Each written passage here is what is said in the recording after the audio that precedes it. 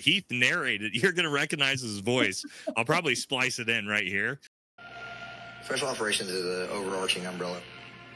You've got Navy SEALs, you got the SOCOM umbrella, AFSOC, MARSOC, all these different units. But truly, there is only one Special Forces.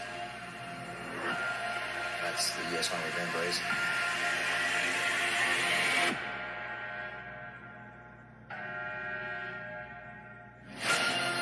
I've had a very, very fortunate and privileged career. And every time the ramp goes down, every time I get on the helicopter, being able to jump out of the aircraft,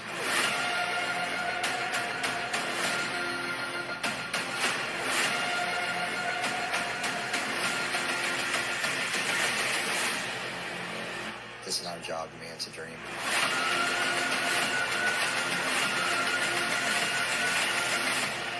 And I never worked a day in my life. And so we go, we prep this mission. I can see the nerves. He'll tell you about me listening to Britney Spears when I'm getting pre-mission ready. And I'm trying to like bring everybody's nerves down. I got Britney Spears jamming and all this kind of shit. And so I'm like jumping backwards, crawling and stuff. And he's like crawling backwards with a sniper rifle. And I'm like, contact, yada, yada, yada. So we call it up and everything starts happening. So we're all pinned down and like it was getting bad, man. I mean, I was watching rocks just like fly past my face from bullets. I mean, this is pretty intense. That's on that No, one. you know what? I'm going to elaborate on this because I know the people right. that watch you. If you've watched the Antelope story, this is what I'm going to say. Nate did not shoot the antelope, but he took the fall for the whole team. For talking about how my ODA in 2018, we talked about this before we started recording, killed KIA of like 580 something Taliban. And Heath was like, it was way more than that, dude. Oh, so dude, I was like, oh shit, You can have somebody that's never been to combat run their mouth, but like I was there and I've got paperwork to prove it. And I put about 4 rounds and then I clicked my Peltor because I knew what was about to happen. This guy was about to unload a Mark 48 and these dudes got cut in half by Nate. I mean, zipped up. I mean, it was a good one. All right, welcome to the channel, everybody. This is a brand new series called American Underdogs, where I bring you some of the best dudes that I know, that I've worked with, some of the most respected dudes in SOF, the military, that have interesting and unique stories. And the very first episode could not be anyone other than my longtime teammate, was with me literally almost everything I ever did in my SF career, Heath Wildcard Poston, and yes, that nickname he has earned. The only person I've ever seen legitimately sprint at incoming bullets. Heath, why don't you just introduce yourself to my community? Hey, how's it going? To everybody that follows Valhalla, longtime friend Nate, honored to be here. Watched a lot of the videos, the ups and downs, the shenanigans, the commentary, the complaints, the attaboys, the everything. Couldn't be more honored to be here, to be a part of Nate's career and his life as a friend, teammate, team sergeant. It was one of the greatest experiences of my life with a lot of our other friends. I have a lot of acquaintances, not a lot of friends, but Nate's one of them. But no, honored to be here. Glad to put the regiment in a good light and excited for the interview. That's what we're doing here today, guys. We are, again, highlighting dudes. And Heath, if you were in first group, pretty much at any time in the last 15 years, you know my guest, for sure. I know I already had guys like Mike Stewart and some other guys reaching out that are super excited to see this.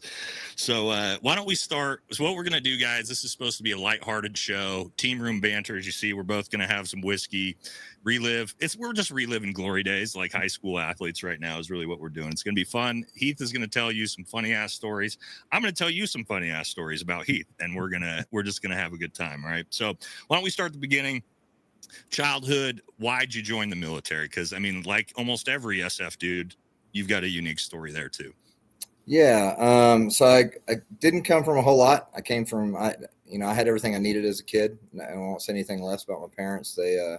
They at their age and time in their life, they did the best they could, but I didn't come from much. My grandparents were a big influence in my life. They were always the ones that kind of stood in when I needed something for sure. I grew up in Woodbury, Texas, population 76 is what I would call home. It's a pretty small town in central Texas. My grandpa went to Korea with the 25th Infantry Division back in 1950. And so I'd always kind of looked at him as just this huge figure in my life.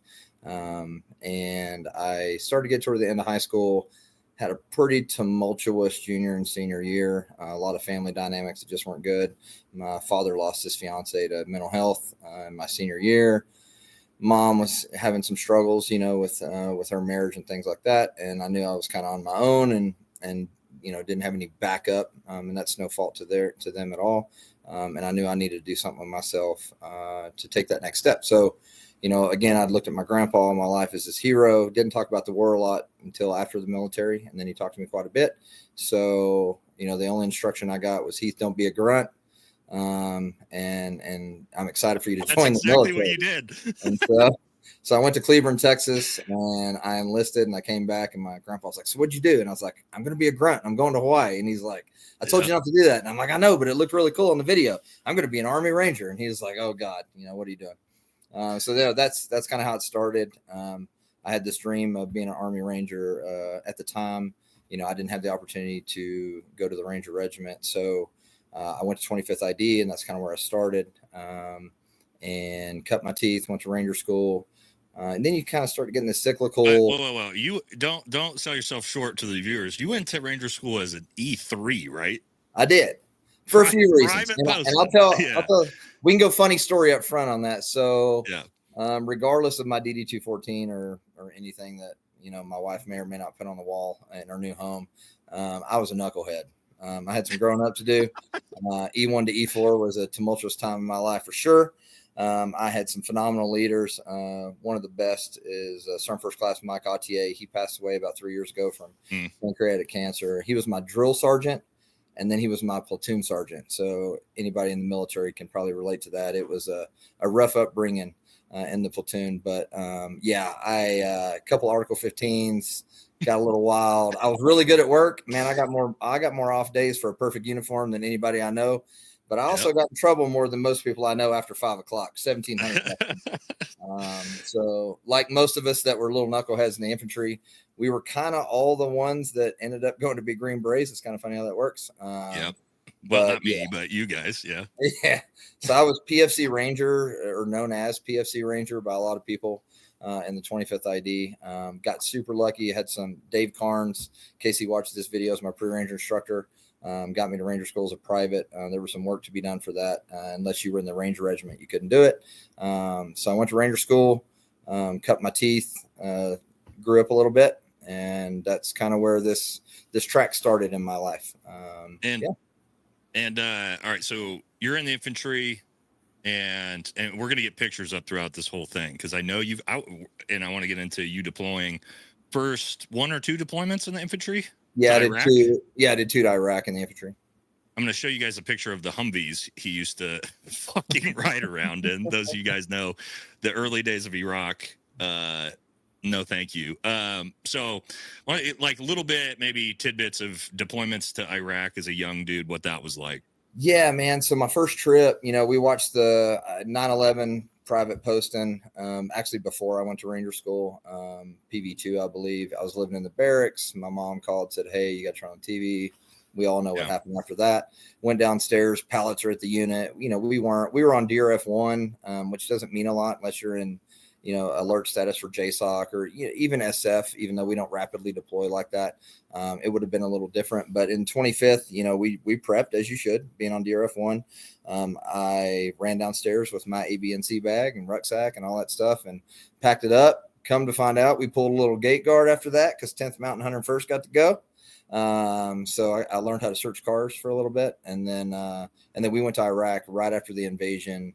Right shortly after the 173rd jumped in, we replaced them up in Kirkuk. Fortunate enough to go to a very small base, about 45 minutes west of Kirkuk, and there was a 10th Special Forces group team there.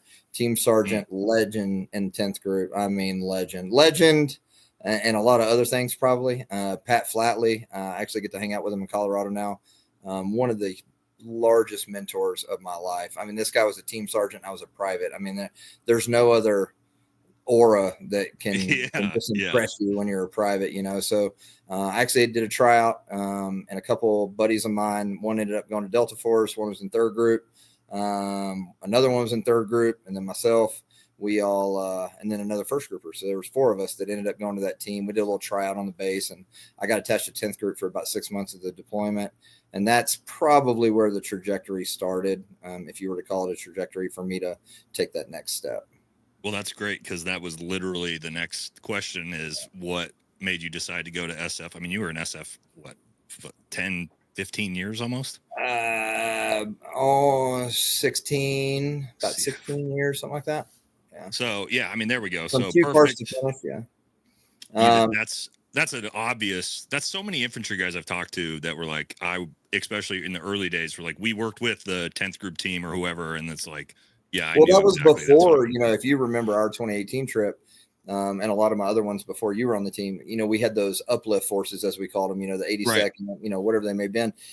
Back then it wasn't a thing. So Pat, I actually got to ski with him up at Ski Cooper months ago, and he had to go and brief and fight for this opportunity. So he actually had to go to the brigade, I think it was brigade commander, and had to do a brief. And they kind of thought he was a little crazy about it at first, because they're like, what do you mean you want to get some grunts and add them to the team? Well, they were doing some, other special activities as a team. And so his ability to take us, he had a couple pipe hitters, right? We were all like dudes that were super eager, guys that went to Ranger school, things like that. And so he trained us up in a very live action way, and there's stories for days about it. And he trained us like a partner force, but with infantry. Dude, I mean, we would do convoys. This guy was just the best leader ever. We were eating UGRs for months. I mean, it sucked. It was horrible. And we used to do combat patrols to Kirkuk just to go get chow. I mean, we would do a patrol 45 minutes from the base, go get food. And so, on the way, he would see some dilapidated building on the, north side of the road. We'd pull in, bail out of the car, and chase the rabbit up through the building. And, I still got keepsakes in my box from that trip from him, just going through and learning how to be an operator at that point. But I was a young guy. But yeah, just hats off to the guy. Just really, I mean, he gets credit for a lot of dudes, that ended up going to be special operators. One was a legend in Delta. I mean, just did a really good job. And so I was pretty fortunate, man. It pays to be lucky sometimes, When you, so you decide to go to the Q course. Now your Q course experience, I think it might've been a little bit different. You already have 2 combat deployments or one? Yeah. I had 2 under your belt. You're Ranger qualified. I was a dipshit 18 X-ray. That's probably a very different experience. I just want to get we're not going to get super deep into the Q course, because it's kind of the same story with a little bit different for everybody. What was challenging for me? It was all challenging because I didn't know what the fuck I was doing. What was challenging for you as a guy who had so much more experience than most guys that go through the Q course? I'll tell you, it wasn't the X-rays and it wasn't the students, man. It was the instructors. And I'm not going to browbeat an instructor. Those guys are great, man. They were worn down and beat up and, rode hard, hung out wet, especially the third group tax that we had. Like, those guys had just been beat down, right? And so going there, Ranger qualified, I had a couple captains on my, initial squad going to SUT and stuff. And so they leaned on us a lot, teach everything ORP to LOA, yada, yada, yada. They do that stuff. And so teaching a young X-ray like yourself wasn't a bad deal, but the hardest thing was like, what do they want me to show? I already passed Ranger school. I know op orders. I know all this stuff, but what do they want to see? I had an instructor, I swear, he went off a 4-paragraph op order, which some people that watch this video won't know what that is, but we haven't used a 4-paragraph op order since like 1995 or something before me. That's all I'm going to say. And so, but that's why he wanted to see it. Right. And so, whether he did that just to induce stress, I don't know, but it was just getting through to the instructors and then them expecting me to perform at the level that I was expected way higher than someone like me. It is, right? Like, there's no room for error on land navigation or an ambush when you're Ranger qualified as an NCO specifically, right? For actions on. So, I think it was a good growth for me. I'll never browbeat those guys because they led me to get my green hat, and I appreciate it. But it was a different challenge, like the tactics and all that stuff. Like you learn that, right? It gets beat in your head, but knowing the way they wanted it, because they're different than Ranger school. It was probably the biggest challenge. And then just learning the new things, I went from being a Ranger in the infantry to going to be an 18 Delta, which is significantly different in parts of the Q course. Right. And so that was kind of challenging. Yeah. A lot of people, young guys out there that watch my channel, don't realize that if you're I was an E3 18 X-ray when I went through the Q course. Like the expectations were, is this guy like strong, capable? Does he have potential? Really, that was what they were looking for. Potential for someone like you. Trainable, is he trainable? For someone like you, they're like, no, we want to see that this dude no shit is already a leader. And that's like very different expectations for the same qualification course. With that, you graduate, you go to first group. You're an 18 Delta. For those who don't know, that's Special Forces medic. And where do you land when you hit first group? So I landed in a barracks. I know where you land, but yeah. I landed in a barracks first. So I drove out. My wife and kids were in Fargo at the time. I just graduated. There was some transition going. There was rumors about a combat deployment and all this stuff was going on. I didn't know exactly what was going to happen. And I got out there, and a good friend of ours ended up being a teammate because I was just an FNG for acronym use, but I was the new guy. Showed up, and Chuck gets shot in the jugular notch just above his plate. And I think I had been at the unit. Man, I was still in process, and it might have been a week, 9-10 days. It wasn't much. And I got called into a room at the company, and they're like, hey, you need to pack your shit and get ready to go. You're going to Afghanistan. Oh, my God. Yeah, so I looked like a complete moron. I went to the range with a couple warrants and some other guys that were just like left in rear D. And they were like, hey, let's get your kit together. By tomorrow morning, you have your stuff. Bro, I look like an idiot. If I'd have saw myself, oh, man. They were like, what do you think? You're Chuck Norris or something? I had radio sideways on my back and all kinds of stuff, And I went to the range for about 3 days just to do some watered down cephalic type shooting practice. Yeah. And then I launched with a couple buddies of mine, Joel, and a couple other guys, and we launched out to Mazar Sharif after that. So. And I don't actually know. Is that the deployment you were working with the Marines as an 18 Delta? Or no, that would have been the following one. So this first one, I was on a free fall. One of the things with Heath that's hard is with a guy that's got so many combat deployments, as we'll talk about a little bit here going forward, somebody that maybe chased a lot of combat deployments your entire career. I get it mixed together. So yeah, go through a little bit about what you guys were doing on that first combat deployment in SF, because there's a lot. First trip, didn't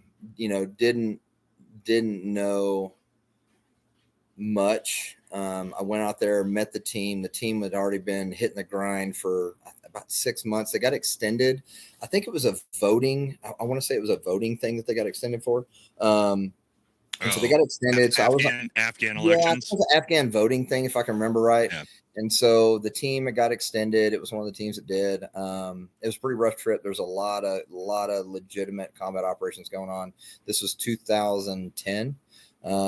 And so we were doing operations in Northwest, Afghanistan primarily. We were based out west. And so that was the sponge, right? Like I had to learn what was to be expected, shoot in the same direction as everybody else, do what your team sergeant says and you're senior. Yeah. I showed up and the team sergeant was like, hey, you're the senior, because you're a staff sergeant and you're Ranger qualified. And so, here I got this junior, which is still a good friend of mine. We still chat here and there, but like he'd already been there. It doesn't matter if you've been on 2 deployments 5 years ago, that means you know shit about the current deployment, right? And so you got to shut up, you got to listen, you got to see what the new SOPs and the tactics are of the enemy. And so it was kind of just an absorb and kind of learn the personality management and things that go on inside of a team and kind of start to fit your way in. And I did some things right and I did some things horribly wrong, man. I mean, it just did. And I think that comes from me being an infantry guy, not an X-ray, because there's a little pompous in there. You know what I mean? Like, oh, I've already done Iraq twice and I'm writing up my team sergeant CIB orders. You know what I mean? It's like, oh, yeah. But not that I loved my first team sergeant or anything, but there was a humble pill that I think I needed to eat. And I think I probably learned that in that first trip. Yeah. Then, I want to get to where we're not even where we start yet, because you have a couple more. You go to 1325 a first time before I'm on 1325, which the great thing about this, guys, is everything everybody's used to seeing in this entire background is Heath was with me I was either on a team as a teammate with Heath or working for Heath as him as a team sergeant. But that would have been the top plaque. But we're not there yet because Heath actually went to that same ODA. And you guys deployed again to Afghanistan in 2013. And I had one before that. So the trip that we just talked about. Okay. All right. Yeah. Hit that one quick first. I only had 4 months off between that trip and then pre-mission training for the next one. And then we picked up a 12-month trip because 7th Group moved down to Florida. And so I went to Halo school, came back for Christmas, back in PMT, getting ready to go to Afghanistan. And so the truth is, in all efforts of being transparent, since that's a concern to some people on the channel. There's an issue with that in the community right now. Yeah, I was on 1-4 and straight up had that's right. Just me and the team sergeant to this day, I've known the guy for 20 years, have never got along. And I reached out to, and I know, we don't need to use names, but we're not going to do that. I'm not that kind of person, man.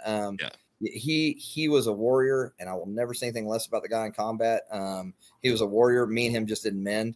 And I was really close. That was kind of the infancy of my relationship with Danny, which is one of the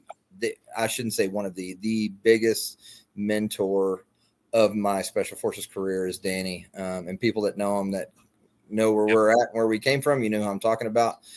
He was the first sergeant at the time, and he knew there was a personality conflict, and he was like, hey, you're an 18 Delta, and I got a thing that I need you to do. And I signed up. Sometimes it's not good to volunteer. You might be sweeping a floor, right? And so I said, yeah, Danny, let's do it. And so he sent me down to Helmand. Okay, this is where I wanted to get to. Yeah, so MARSOC was doing, I don't want to say it was their first, but I think I'm 100% correct on that. It was the first village stability operation that MARSOC had dabbled into. They'd done a lot of direct action stuff, and then they were getting into more of the unconventional warfare type jobs. And so I went down. They had a medic that just wasn't exactly built for the job. He's a Navy corpsman. He just wasn't there. He got blown up, got shook up a little bit inside of a truck, and it was kind of shutting him down. And I can't blame him, dude. That's so scary. Like I've been scared 1,000 times in my life, and those IEDs are real. So I went down there and I got shuttled into Helmand province for the next 12 months. And that was a party.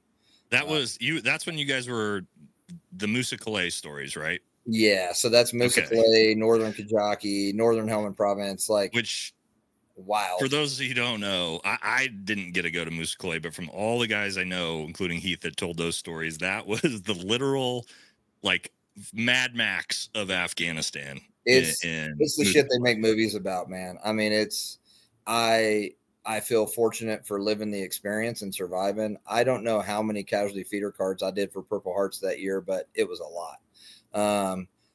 I mean, it was bonkers. I mean, our infill, we went in, this is the old Tommy story. I'm not going to say his last name, right? But everybody that worked for me, I'm just good for stories. Is this the Port Arms story? Oh, yeah. Because this is okay. This is the story. I knew you were going to lead into this. I knew you were going to go into this. Yeah. Okay. Yeah. So we do a recon to go in and set in this initial village stability operation in Northern Helmand, which was already super dangerous. But VSO was working, right? That's our bread and butter. It's what we do as Green Berets. And MARSOC. So for everybody, don't want to interrupt, guys, VSO Village Stability Operations. So it was a little bit different about what we were doing in Heath's time than what we were doing later half the world in the war, right? So just for the viewer, the gist of it is you go into a place that's not exactly permissive, and you establish a compound in a village, and then you work by, with, and through your local leaders to establish a police force, security force, governance inside that village or city. Most of the time it's village, it wasn't really a city. And then you would grow out. So then you would build from the village to the district, and then your sister team would have another piece of the district, and you would kind of move this around. And then what you were doing is you were building them up from the bottom up, as opposed to the top down, where a lot of that corruption and all the BS comes from. And you get them to kind of self-sustain. That was the job, right? And be able to self-sustain without the Taliban, which has its own set of challenges. I mean, it really does. And so we planned this recon for a couple months. I mean, we did a lot of planning, because this was a nasty place to go into. I was ready for it, man. I love gunfights, but I shouldn't say it. Sounds like an ignorant statement, but no. As a staff sergeant, we'll get into that. Yeah, as a staff sergeant for sure, young on a team, I was eager, and that's what I'll say. When you start to grow out of that a little bit, you appreciate the fact that you could go in and go out without a shot fired, but that's not where we were at in the war. So we plan, we go in on a daytime hit, which I yelled at the sky. Man. I was like, guys, we're not going. Yeah, we went in daytime. I think it was like 10:30 in the morning. We fly in on some American helicopters, not the black ones, just some like regular old helicopters. We go in. I think we had the team plus a couple enablers, so we probably had about 18 people on the ground, maybe. And we were just I'm with these MARSOC dudes for what you're about to do. Yeah, I'm the only lonely Army dude with these MARSOC cats. I'm a Green Beret with it, so I was the mercy of a lot of jokes. And they were eating crayons the whole time. But we go in and we land in this field. Like, if we ever did this, if you briefed this when I was a team sergeant, I'd have probably fired you. Yeah. I mean, it was just get the fuck out of here. Yeah, man. So we land in this open field, and we were sure as shit as soon as we landed, it was going to get after it, right? So I remember taking a knee, looking over at the village, because it's the green zone. If you've been there, you'll have big open desert, and then you'll have a road, and then you'll have a village, and then you have a green zone, because that's where they get all vegetation, guys. Because there is vegetation in Afghanistan, surprisingly. Yeah. So nothing happens. Birds take off, dust settles, and we all get in formation. We're like, wow, is everybody gone? Like, what's going on? So we walk in there and get across. We bang on these huge doors. It looked like Butch Cassidy and the Sundance Kid, man, these massive doors. And I remember just thinking, like, where is everybody, right? Because it was eerie. It was just eerie. And so I go around, my buddy Scully, man, amazing. I think he was a Force Recon sniper before he's MARSOC, I think. I can't remember. A lot of them, most of them were in those days. Dude. I mean, this guy was on it, bro. He was good. And we clear around the back of the building, and I peek around the corner, and I got zipped up by an RPK. I mean, zipped up. And so I'm like jumping backwards, crawling and stuff. And he's like crawling backwards with a sniper rifle. And I'm like, contact, yada, yada, yada. So we call it up and everything starts happening. And they're like, hey, y'all get inside, because they cracked the door. They said the guy that we were looking for, the power broker, wasn't there. We get in the house. So for the next 3 hours, we ate a bunch of grenades from an AK-47. What are they called? UG something. I've been retired for 18 months now. UGRs? UG something? I don't know. We'll have to look it up. Whoever's watching, you can call me an idiot. You can call me an idiot. It's a Russian launch grenade from a rifle. That's all I'm going to say. There we go. I'll put it somehow in the editing. Yeah. And so we're sitting there eating grenades. I actually had their company commander, which ended up being a battalion commander in the Raiders. Phenomenal guy, still doing a lot of philanthropic work and doing a lot of good stuff after the military. But he was up on the roof with me, and all the guys were downstairs doing the KLE with the captain. And I mean, we were just stacking bodies, bro. I mean, these guys, they were brave as hell too. These Taliban cats were maneuvering, and we knew what not the Tim Kennedy style of stacking bodies, guys. No. Legitimate Musa Calais style. Yeah, I mean, I know he killed like 2,000 people, but I mean, I think we only killed like 30 that day or something. But yeah, these guys, they were maneuvering on us, and they weren't even worried. I mean, we were listening to these guys, and hey, there's only 20 of them. We saw them walk in the house. We're going to go in and kill them. And I'm like, well, come on with it, buddy. I'm sitting up there. I got a company commander taking shots with me, sniper, myself. We're just getting after it. And these guys were maneuvering, and they would just run between buildings, and we would drop them. And they would run between buildings, we'd drop them. It was just amazing, right? But then we had to leave. It's all fun and games when you're sitting behind a wall. Right. You know what I mean? But then they're sitting out there like, well, eventually y'all are going to run out of food or something, right? You got to come out. And so we come out, dude, and I'll never forget this conversation. I'm sitting on this room. You've heard this story 10 times.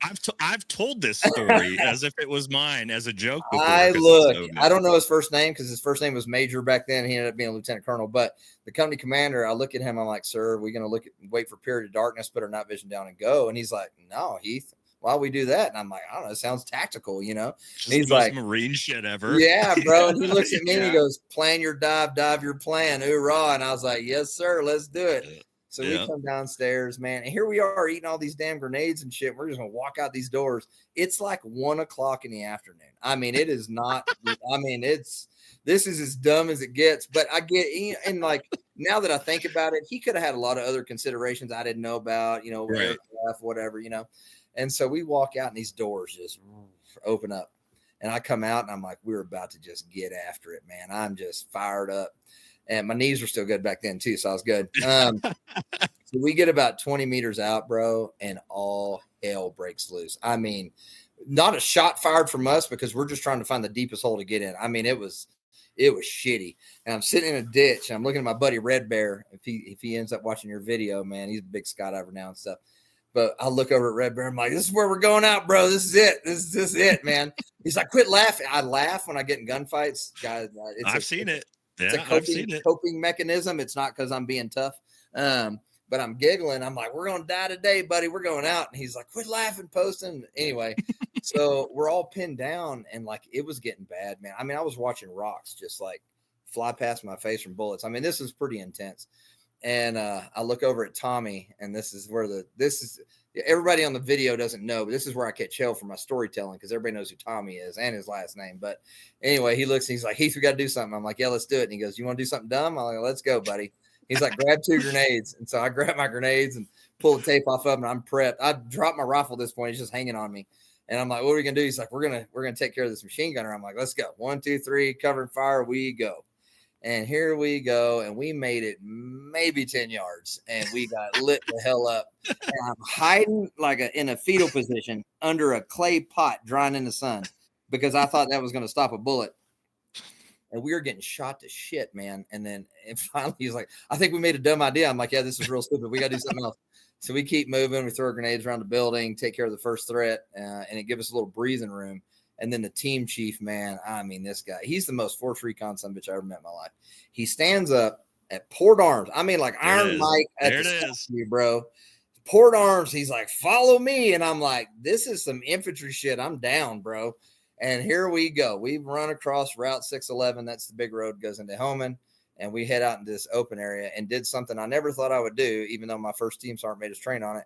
And we did an Australian peel for a solid mile. I mean, everybody out of ammo. I mean, it sucked, dude, because it was just open. I mean, it was just nothing. Australian peel, guys. If you ever seen Tears of the Sun, you'll see the Australian peel, exactly what he's talking about. It's a real very effective. You will run out of ammo very fast. I mean, that's just the way it goes, right? And so we run and we're just doing all the things. It was super cool to watch. And we're getting out there and we get to this little wadi. And my buddy, I don't even know, is Brad. And Brad is a MARSOC guy, but he's a communicator on the team. And so he's the JTAC and he's calling all the stuff and everything. And there's a lot more to the story. We Winchestered a lot of aircraft, B-1 bomber at 500 feet. Like there's all kinds of stuff that are going on. Because I want to get into your JTAC getting shot. Is this where we're going? Yeah, that's him. Yeah. Okay. This is perfect. Okay. So Brad this is exactly, guys, as you can see, I've heard these stories shot. before. We're sitting in a wadi and I'm like, I don't know, 20 yards. I don't know. I don't even know if I can throw a tourniquet that far, right? Like 20 yards. We're sitting there and he's like, medic, I think he called me a corpsman. And I was like, I'm not a corpsman. I'm a medic.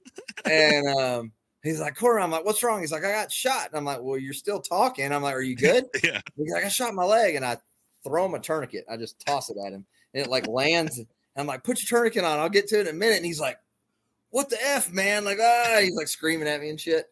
And so he puts the tourniquet on and he's still calling in fire. Dude, I mean, we Winchestered like 3 aircraft. I mean, he was working his ass off. So I throw his tourniquet at him. We keep moving because we were still getting like recoilless rounds and mortars and shit. I mean, and we were like counting bullets and like spreading them apart. I mean, it was wild. And I knew the ops sergeant major on the other side because first group was running the SOTF, the battalion headquarters, and the captain's sitting there talking to him, and they're like, well, they just need to hunker down for the night and all this. I was hearing all these whispers and shit. And I'm like, bro, we're down to like magazines per guy. Like this is getting bad. Right. And so we get to a place where we can actually like start to, reorganize and spread out ammo and ace reports and all the basic shit that you learn as a young guy. And we're doing it. And I'm patching up my JTAC because he's mad at me for the tourniquet and all that shit. I never forget watching him run with that damn radio sticking out of his backpack. Did he get shot in like the calf? In the calf. And I'm not going to elaborate any more about the calf. Put it on yourself, you fucker. It looked like a 5.56 round. I don't know. I'm just going to say, I don't know what I'm going to say. But anyway, he's running and his pants are like torn apart. You know what I mean? and he looked like some old World War II vet going across Normandy with his pants blown out, and he's like limping and shit, very picturesque, it was pretty funny. But no, so we end up, I patched him up and everything's good, and we're not taking rounds anymore. And we thought we were gonna have to do a patrol base with like hundreds of rounds between us, as opposed to thousands. And it kind of goes quiet. The radios are quiet, and then all of a sudden these two Blackhawks like come over the top of the ridgeline from the east, I guess. And I'm like, who the hell is that? And the JTAC looks over and he goes, who the hell? And he should know, right? Nobody called him. And these Blackhawks just land in the desert, like just land about 250 yards from us, and all hell breaks loose. I mean, that city or village rather opened up, and they're just trying everything they could to damage the helicopter. So we're all just follow me, right? Like get out to the helicopter and get out of here. Because none of us want to do a patrol base that night. None of us. Not in that situation. No, dude. Man. That's some Tim Kennedy Medal of Honor shit after that, bro. It would have been bad. But yeah, we get in these birds, man, and I'm sitting beside the minigunner, UAE soft. Good dudes, not real tactical and hard. They hadn't been battle ready, you know what I mean? Like, I don't want to judge them. They were there picking us up. I don't want to judge them, right? But I'm like, hey, open that minigun up. And because he didn't have it turned on, like the switch wouldn't even turn on for the power. And I'm like, minigun, like hit it. And he's like, no. And I'm like, what do you mean? No, there's rounds. United Arab Emirates dudes. Yeah. And the rounds are snapping through the bird, dude. And I'm like, I'm shooting an M4 at nothing from hundreds of yards away. I'm throwing pebbles at people. And he didn't open up. And then about that time, that's when the two American Apaches came over and went Winchester into the village. And we flew away. I've got some pictures somewhere, my feet hanging on a rocket or outside of the helicopter. The rocket's actually when I left on a Huey, but my feet hanging out of the helicopter, and it was all good to go. We made it back. We had one dude got hit. We ended up going back in there. A couple weeks later, we just drove in and put a flag up, and we were there. And then that's when it just got crazy, man. We killed more people in the plague on that trip. Those MARSOC guys, if you're listening, man, couldn't have been a better experience of my life. Some friends I'll have forever.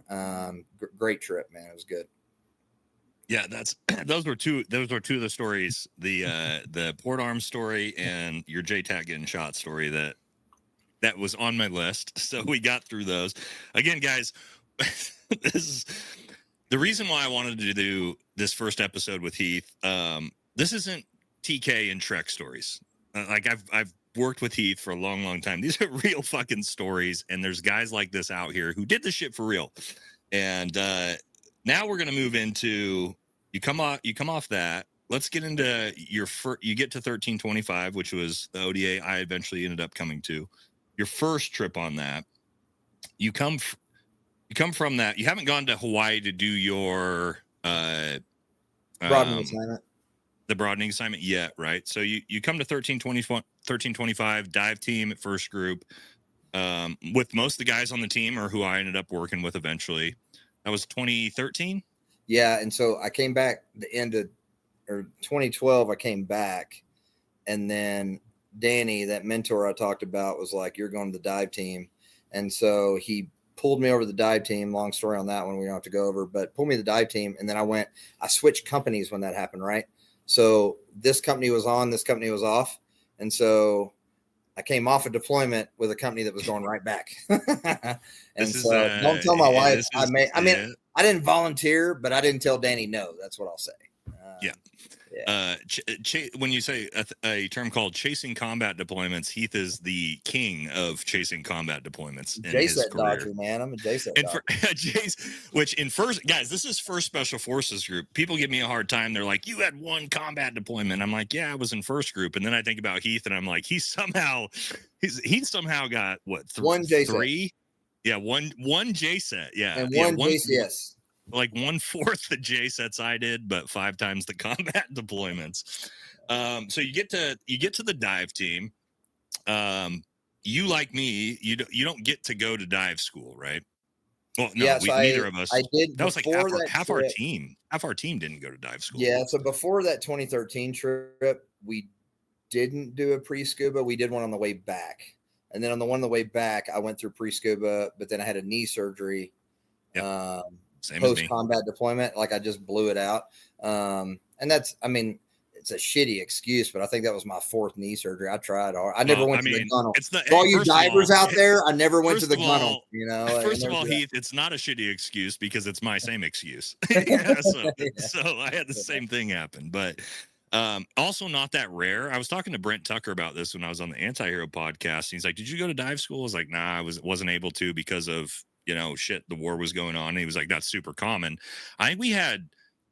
We'll get to it. I think five guys. We had me, you, other Nate, Jesse, Cap, all didn't get to go to dive school. So at that time in the war, that was actually kind of a normal thing because like dive operations were not the focus. Well, they didn't have time to focus on it, right? Like you had to pick your poison, like everything else. We're a jack of all trades, master of none, right? So it's there's not a lot of waterways that you're going to utilize in Afghanistan. So they didn't have the time and effort to put into that. They had to put into other stuff. In the Halo teams, I do the same thing, right?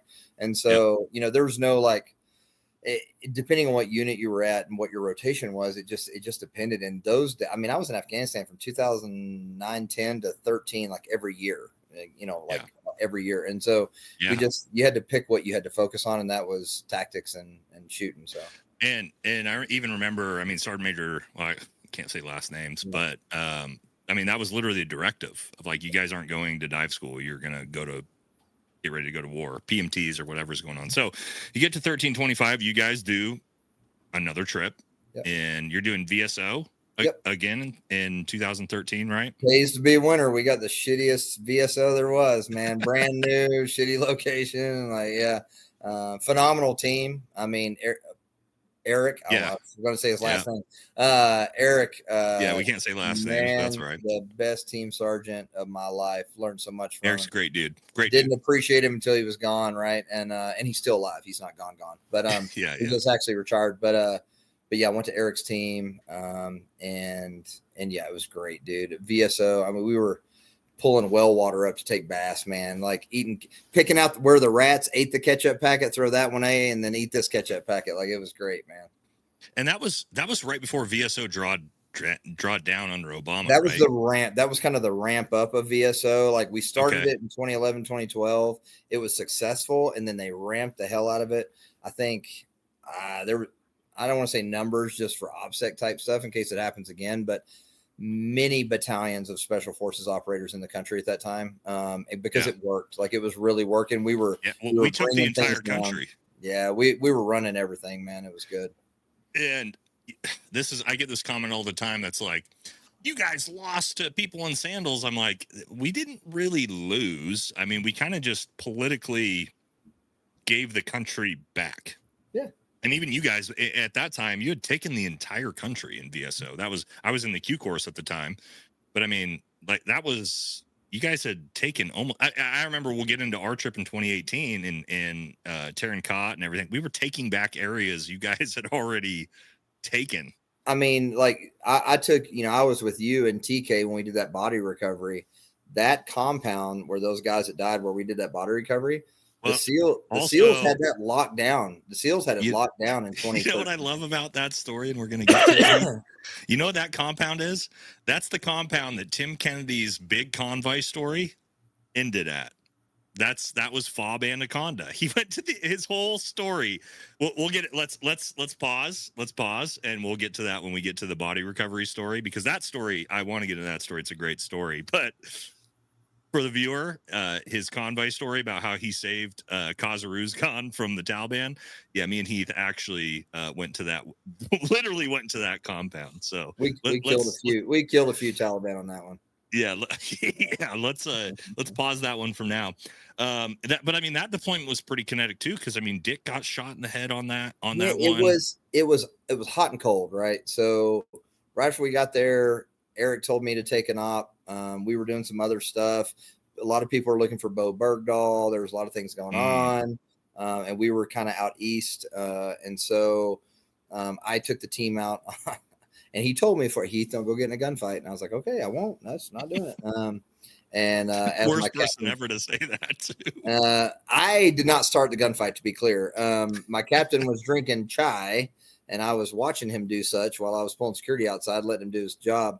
John, best captain, best lieutenant colonel, I'm sure that those guys get right now. Phenomenal dude. And then the gunfight lets off. The problem was our Afghan police force didn't even have guns at the time. I think 1 or 2 of them had guns. They were just kind of there. We were waiting for, stuff to come in. And so gunfight breaks out. We take off, and then that's where the wild card thing happened. But it was kinetic initially, but it was a winter deployment, right? So September 22nd is that's when Dick got hit. And it was hot then, and then it kind of dropped off, and we were doing more of our traditional SF job, which I think was good for all of us. Ben was on the team at the time. Nate was on the team at the time, which are teammates of yours. Chris, God Jared, bless that Jared dude. as well, right? No, Jared was not there. We had 2 different echoes at the time. It was Nate and Javi were the echoes at the time. Got it. And so, it was hot up front. Had a couple little kinetic things. We had a castle structure where I did a crike on a dude and stuff, and it was like a big to-do. And then after that, it kind of died off. I mean, we had a couple little things, but it wasn't – dude, we were in Ghazni at like 8,000 feet. I mean, it snowed like it does where I'm at. I'm near Aspen, bro. It snowed a lot. And so they're fair-weathered fighters significantly more than the American military, so it kind of died down.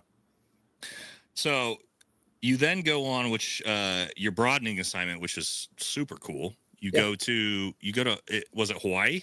Yep. And you're doing remains recovery for lost soldiers in Vietnam, or just like it's anywhere around the world. So it started as it was JPAC, Joint POW MIA Accounting Agency, and then while I was there, they changed it to DPAA, which is the Defense POW MIA Accounting Agency. But bar none, the most rewarding thing I've ever done in my life, other than going to combat with my teammates. I got to go to Vietnam, Guadalcanal, India, France, Germany, Poland. I mean, I went to some really cool spots, man. I found people in every place. I say remains, rather. I found remains in every place that I went, other than Vietnam. Vietnam's kind of picked through pretty well.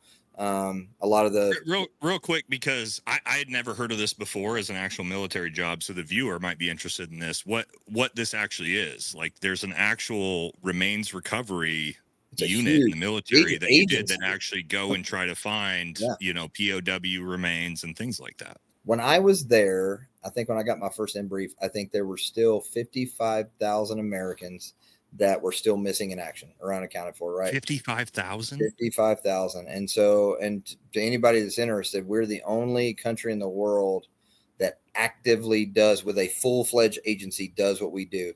When I was in Guadalcanal, we had some Japanese soldiers there that were collecting some bones and like burning them on the beach and stuff, because that's the way that they handle it. And hats off to respect them, that's how they did it. But we actually we have archaeologists, anthropologists, some of the most professional driven civilians I've ever seen in my life, that their whole life is revolved around identifying these remains to give it back to the families. I got to do, what do you call it when you exhume? We got to exhume a unaccounted for in the cemetery in Hawaii, and they could actually go and do the same thing for them. It was just a really neat, and it's mostly civilians. But they have all these like PhDs and things where they, anthropologists and all that kind of stuff, and do just an amazing job. And it was really rewarding, man. It's one of the coolest things I've ever done. Yeah, that's, so unique. So did Ben end up getting to do that? Yeah, well? Ben did it too. Yeah, super, super unique. And then, so this is all right. Heath has told a lifetime of stories already before I'm even like out of the Q course yet. But now we get back to. Then I go back to first group. You come back to first group. You come back to 1325, same team that we just talked about. That's where we meet. Now that's been shit. We were, I don't know, almost 7-8 years going forward from there together. But you come back to first group, and you come back to 1325. And I got to tell the story, because I'm still a new jack. I think I maybe had just hit E6. I was like, probably maybe E5. I don't know. I'm like, I remember when you made E6. Yeah. Okay. So I'm like 6 months out of the Q course. I'm still like fucking don't know what I'm doing. And we're getting ready, train up to go to Afghanistan. And the team that we're on, 1325, is plussing up. At the time, I didn't really understand it or appreciate it enough of like some of the fucking best dudes. Like this team is getting built to be It was pipe hitters, man. just an All right, all-star hitters. team. Not me. I'm not an all-star. I'm just a fucking new jack. But at the time, and I hear from all the guys on the team, 18 Delta, senior 18 Deltas coming back to the team. And I'm like, okay, this is cool. And I remember, I'll remember this forever. First day you come back, I meet you. And the first thing I think, I'm like, God, this guy can fucking talk. That's like my first thought. Everybody says that. Yeah. The next day, you've been on the team for a day. And I remember there's nothing going on like at group, like barely anybody's there. I'm not sure what like half the team was doing. They were off doing something, maybe like CLP or something. And the second day you're on the team, I remember you come into the team room and you're like, "Where's the lawnmowers?" And I'm like, "What the fuck is this guy talking about?" I remember this, dude. Oh, the pull-up bar area over there. Yeah. The first group looked like shit, and man. I was like, "What's going on?" I've heard all these stories about Heath. I'm like, fucking senior E7 coming back, like all these combat deployments on the team before. Second day he's on the team, he walks in and is like, and I'm a new jack, and everybody knows like the new guy's supposed to be doing this shit.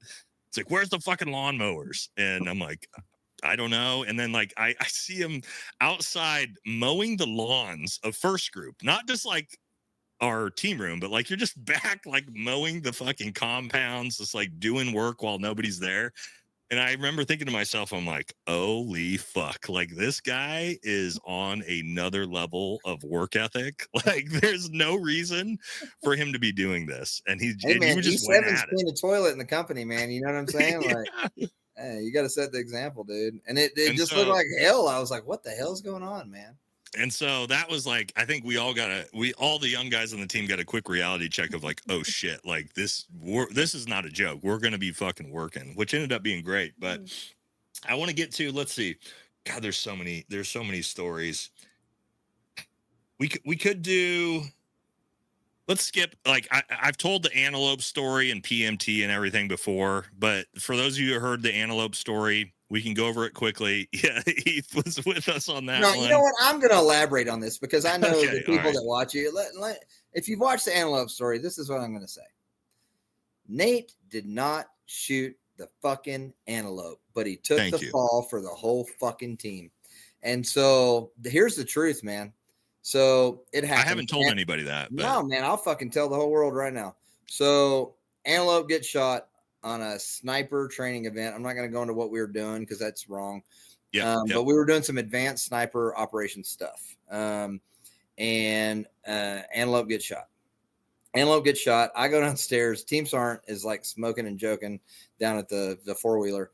And I come downstairs. I'm like, hey, we shot this antelope. And I'm like, hey, we just need to call range control. He's like, Heath, quit being a bitch. You just got back to group. We don't need to call range control. And I'm like, no, I think we should. We shot an animal, and I don't know if they care or not, but we're on an Air Force base, and they might care. So we should probably call. And they did. And they did. And not counting, I was looking at a white van that looked like it sold ice cream cones right in front of me that was a contractor that was raising the targets and shit. And I was like, somebody, like, we're not team internal right now where we can just keep this quiet, you know? Yeah. And then I see this muscled up son of a bitch and a couple other people come out with big ass fucking knives. And I'm like, oh God. So I run over. I'm like, what the fuck are y'all doing? And they're like, oh, we're going to go quarter that animal because we killed it. And I was like, you know what? I appreciate that. And I'm really proud of y'all for saying that. However, you are not going to touch that son of a bitch until we call range control. And Team Sergeant looks at me, Heath, quit being a bitch. And I'm like, all right, man, this is your show, dude. But I'm telling you, as what I think at that point, I was a 2IC. I'm like, hey, bro, this is a bad idea. He's like, Heath, they're good. I'm like, okay. So they go and like good Green Berets do, they kill an animal and they're going to eat it. Problem is we didn't call range control. So y'all know the story after that. Y'all know the story after that. We paid about $500, had to go to court and all kinds of good stuff. But yeah, man, Nate took the fall as the youngest guy. I actually got Team Sergeant had to leave. I became the Team Sergeant for the training event. Me and Team Sergeant had to leave. Yeah, and then honestly, we both got kicked off the base. Nate hadn't even like stepped up to the plate at that point and said what he did. The company commander calls me, and I'm like, sir, I shot the Antelope. I'll take the heat round for this. Like, I got enough in my career that they're probably not going to get me. Like, they might smack me a little bit, but I'll be all right. Like, I got enough combat trips and all this bullshit. Like, hopefully I have enough reputation that I'll be all right. And he was like, Heath, you're not going to do that. You didn't shoot it. Your career is going to end. He was like, we're going to get through this. Well, this son of a bitch that y'all are looking at, this guy over here, was like, dude, I'm an E5. Nobody gives a shit. I'm going to take the fall. And I didn't like, and he knows I didn't like it either. I was like, man, this sucks.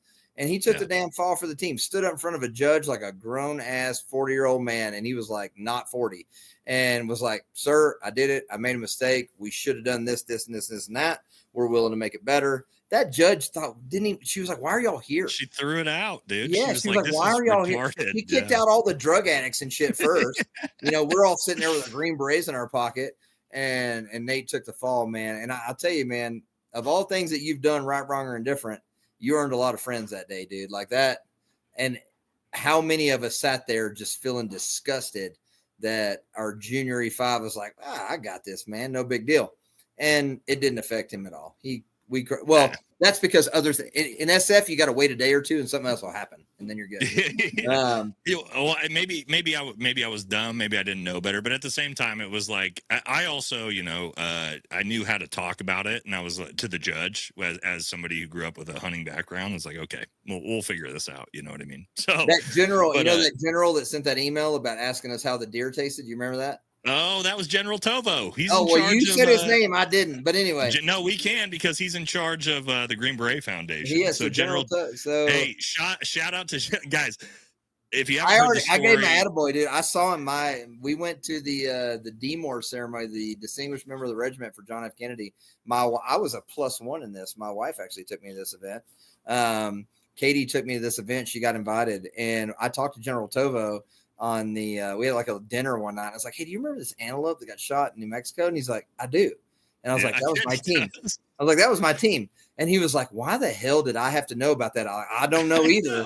But man, we paid the price because you were the USASOC commander at the time. Like, oh my God. So funny part of that story. So guys, this is as stupid as this whole story sounds. It somehow goes to the USASOC commander who the base commander skipped company, battalion, group, straight to the top. SF command went to USASOC and complained about what we did. And this is why I always love General Tovo. He gets emailed, and we see the email after complaining about the stupid antelope, which, by the way, is like a pest in New Mexico. And they're complaining about this antelope getting killed, and his response is just a one-liner, and it said, well, how'd the antelope taste? That was fucking General Tovo's response. So because he didn't have enough shit going on, he had to deal with that, right? So I just wanted to we'll hit that one real quick because again, that's a funny story I've told most. I don't know if people believe me or not, but now they have to. But all right, then we'll skip PMTs, or we had PMT. That was a good one. Let's get into the 2018 Afghanistan deployment. I want to talk about our which is my first combat operation, or who knows how many. And I've got Heath was my mentor that entire. Well, really my whole career, but that entire trip, he was right next to me on everything I did that whole trip. Thank God. The very first mission we did, I'm sure you remember, man, but I've told this story to all my Air Force buddies. So the ones readies guys, the CCTs and Air Force PJs I do content with, they know this story. Our very first mission, I want to talk about that because there's some hilarious stuff on this from Chris not being able to get off the helicopter with a thermobaric grenade, bro. To me getting like caught with the Gustav over my shoulders, to the seizures, facing the wrong all way. of it. This first mission, the first combat mission I've ever been on, was the biggest shit show I've ever seen, which had nothing kinetic in it, by the way, until like the very end. And you are the one I've told this story before on the channel of our CCT didn't get off the fucking helicopter in time. He did try. But I've told the story. I'm like, my senior 18 Delta had to walk this motherfucker a click. So for everybody who's heard this story a bunch of times, this is the guy who had to fucking deal with this shit show. So tell me from your perspective, we get off, because again, when I remember it, it's my first mission. My blinders are like this. Yeah. I have no idea what's going on. But for you, Like, let's get into that. How this whole shit show even starts. Yeah, so I'm looking at a super young team, right? We had a solid 40% maybe have been to combat, the rest have not. Trained the shit out of these guys. Anybody been on a dive team knows what a dive team does. They train hard, man. I was so privileged to be on a dive team and a Halo team my whole career. And these dudes we train the shit out of these guys. I mean, we really did. And so we prep this mission. I can see the nerves. He'll tell you about me listening to Britney Spears when I'm getting pre-mission ready. And I'm trying to like bring everybody's nerves down. I got Britney Spears jamming and all this kind of shit. We got this legendary Delta Force guy that's like an advisor to us on the team. Shit, yeah. Ray, you know what I mean? Ray, if you're watching, bro, we love you, buddy. Legendary Delta Force guy with us. And so we go in and we got this super jacked up infill plan. And it wasn't our fault. With the 160th. And it wasn't their fault either. It was, we only had so many birds. We had a lot of commandos. And so we had to do this thing where the birds landed and they dropped off one element and the other element, but the other bird was going to come over, drop off a couple more people. That's the way it was supposed to work. And so what had happened was, no shit, there I was. If we get off the bird and and Ray, the Delta Force guy, before I went on the mission, we were out there on the airfield and he goes, Heath, do not take this mission over. Like, let these guys like go learn their job. And I was like, got it. I'll be hands off. And so until the start of the mission, and then they got a little crazier. I had to take over at a certain point, but anyway, so we land and I take a knee and I'm looking at the breach. I know exactly. Like there's certain things I do. I pull my compass out. My compass is out.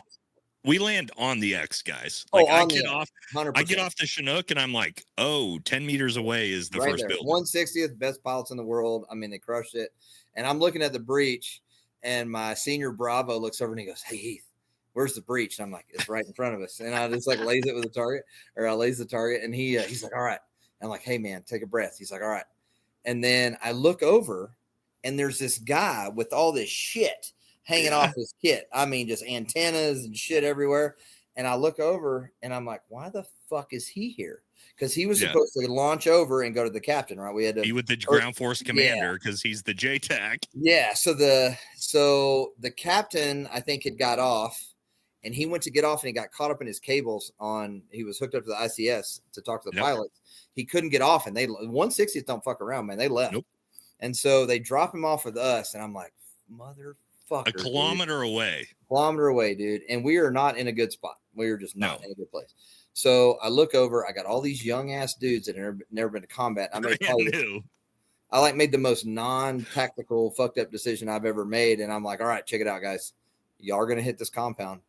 I'm going to leave with Chris and I'm going to drop him off to the captain and I'm going to take 2 Afghanis. And they're like, Heath, you can't do that. And I'm like, no, that was the dumbest, like, that's back on just the dumbest shit we've ever done. And they were like, what do you mean you're going to get shot? I'm like, I'll be fine. I'll be fine. I'm not scared of the dark. I got it. I was like, I'm going to walk him over there and then I'm going to come back with my 2 commandos and we're going to be good to go. Do not get shot while I'm fucking gone. You know what I mean? Like, do not get shot. And so they're looking at me. By the way, fucking eyes are like this. You know what I mean? And so I got Nate. I call him Corn Dog all the time in case y'all don't know this. So I got Corn Dog, and then I got my senior Bravo, and they're going to go hit this initial compound, establish a foothold. I'm going to go take this guy 1 kilometer away, and then I'm going to come back. Man, the longest walk of my life. That was a fucking Green Mile, bro. I took murder holes everywhere. Oh my God, dude. I'm putting my laser through murder holes and shit. And I'm like, dude, I'm going to get shot. My wife's going to bury me. This is stupid as shit. I can't believe I did this. I drop him off to the team sergeant and captain, and then I start walking back. So I get back, and then we're in no man's land. And then I'll let Nate take the story from there. Yeah, so when he says no man's land, again, this is my first mission ever in Afghanistan. And surface of the fucking moon, bro. It was the moon dust, the 4 foot. I forgot about the Gustav round we shot into the wall. Oh, we're getting there. We're getting to the Gustav. There. Just 4 foot wide. This is like where Christ came from, right? Like 2,000 years ago. Nothing's changed. No power. No nothing. I remember I hit the first compound. I think you had got back to us because we waited for you. I start walking and there's just command det wire just wrapping around my legs. Alternator wire wrapped around our feet and shit. You're just like, oh my God, I'm going to get my legs blown off at any moment. We start like moving our way through through the compounds. I've got a Carl Gustav, guys, and I'll show you pictures of it. This giant like RPG on my back, because the plan was me and Heath were going to knock down the wall of with a thermobaric round, with a defensive fighting position with a thermobaric round that we had like mapped out on Google Earth. So we get to that point, and I remember, why don't you tell it? Like, we run out to the open. So we got all this alternator wire wrapped around our feet. So now we're starting to get a little heightened on the IED threat, right? Because I mean, this shit is everywhere.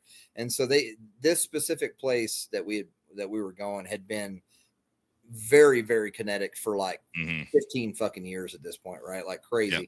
And so we go out, and everybody's like looking at this road like it's a cliff that never ends, right? You don't want to touch it. Sketchiest road ever. I'm like, corn dog, we're gonna go across, we're gonna get right there. Like lazy, I'm like, we're gonna get there, we're gonna shoot the breach, and then we're gonna do this. He's like, all right. So we run across, everybody's all, fucking assholes and elbows. We get across, and he's like, gunner ready. Like gets on this Gustav. And he's facing the fucking wrong direction. 180 degrees, the wrong 180 way. degrees, bro. So I'm like, hey, man, you're ready, but we got to face this way. And I like flip him around, and he's gunner ready. Literally turned me around. All right, turn the rocket launcher this way. I make him look at this wall, cock safe, everything's good. I like load him up, and he shoots this round. And dude, we way too close. Way too close, bro. This son of a bitch blew up, and I thought I was in heaven. I mean, it was bad. And we were maybe 40 meters blows away. Up. I think the minimum safe was like 120 or something. We really screwed that up. But there was also a drop off. Like we couldn't really go any farther. And so we shoot it, and it just knocks dust off. This wall's been around since like Moses spread the Red Sea, man. I mean, it'd been around forever. And so dust just blows off of it. And so I'm like, fail breach, get the ladders. Commandos come across. They start doing all the shit. And then we kept going on the mission. But that was Nate's first mission, dude. It was great. And we're 30 minutes into the mission now. Oh, and I'm like, not even. And I remember for me, this is my first mission. And I'm like, what the I have no idea what's fucking going on at this point. Now the commandos just walk across the street, walk into the building. We get into that building. And again, I'm like, everywhere I'm looking, there's wires and shit everywhere. And this is where I realize who Wildcard is when that's his nickname, right? Because again, it's my first mission. I've heard this a bunch of times. We have what's again, I don't think I can say who they are, right? Afghan helpers.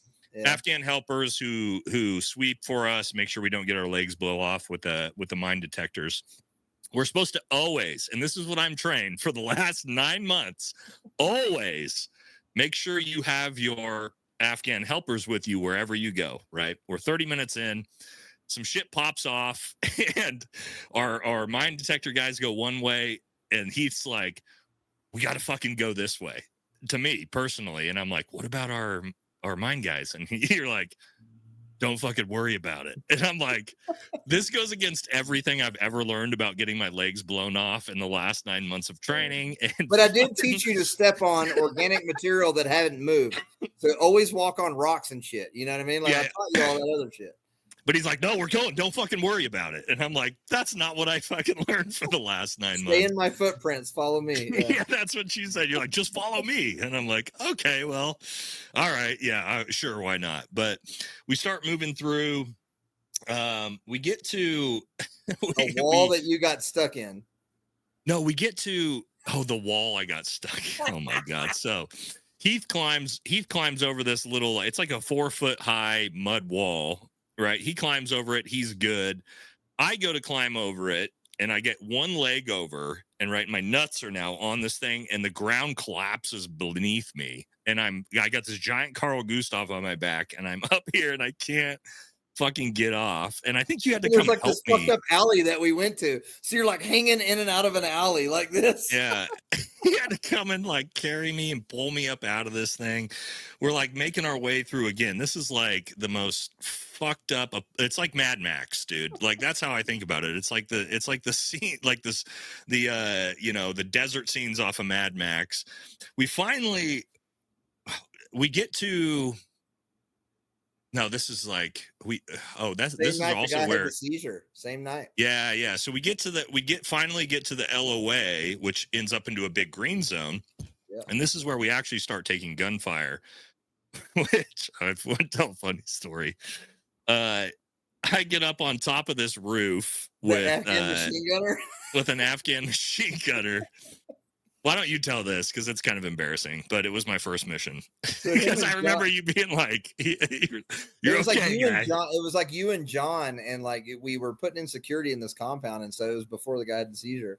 And this Afghan dude was asked, didn't he ask you if you want to take a hit of some hash or some shit? Or no, what happened with that? No, no, we got a call that there was like 4 or 5 guys in the green zone, and then just like gunfire erupted. Oh, I'm talking John's story. So separation of stories.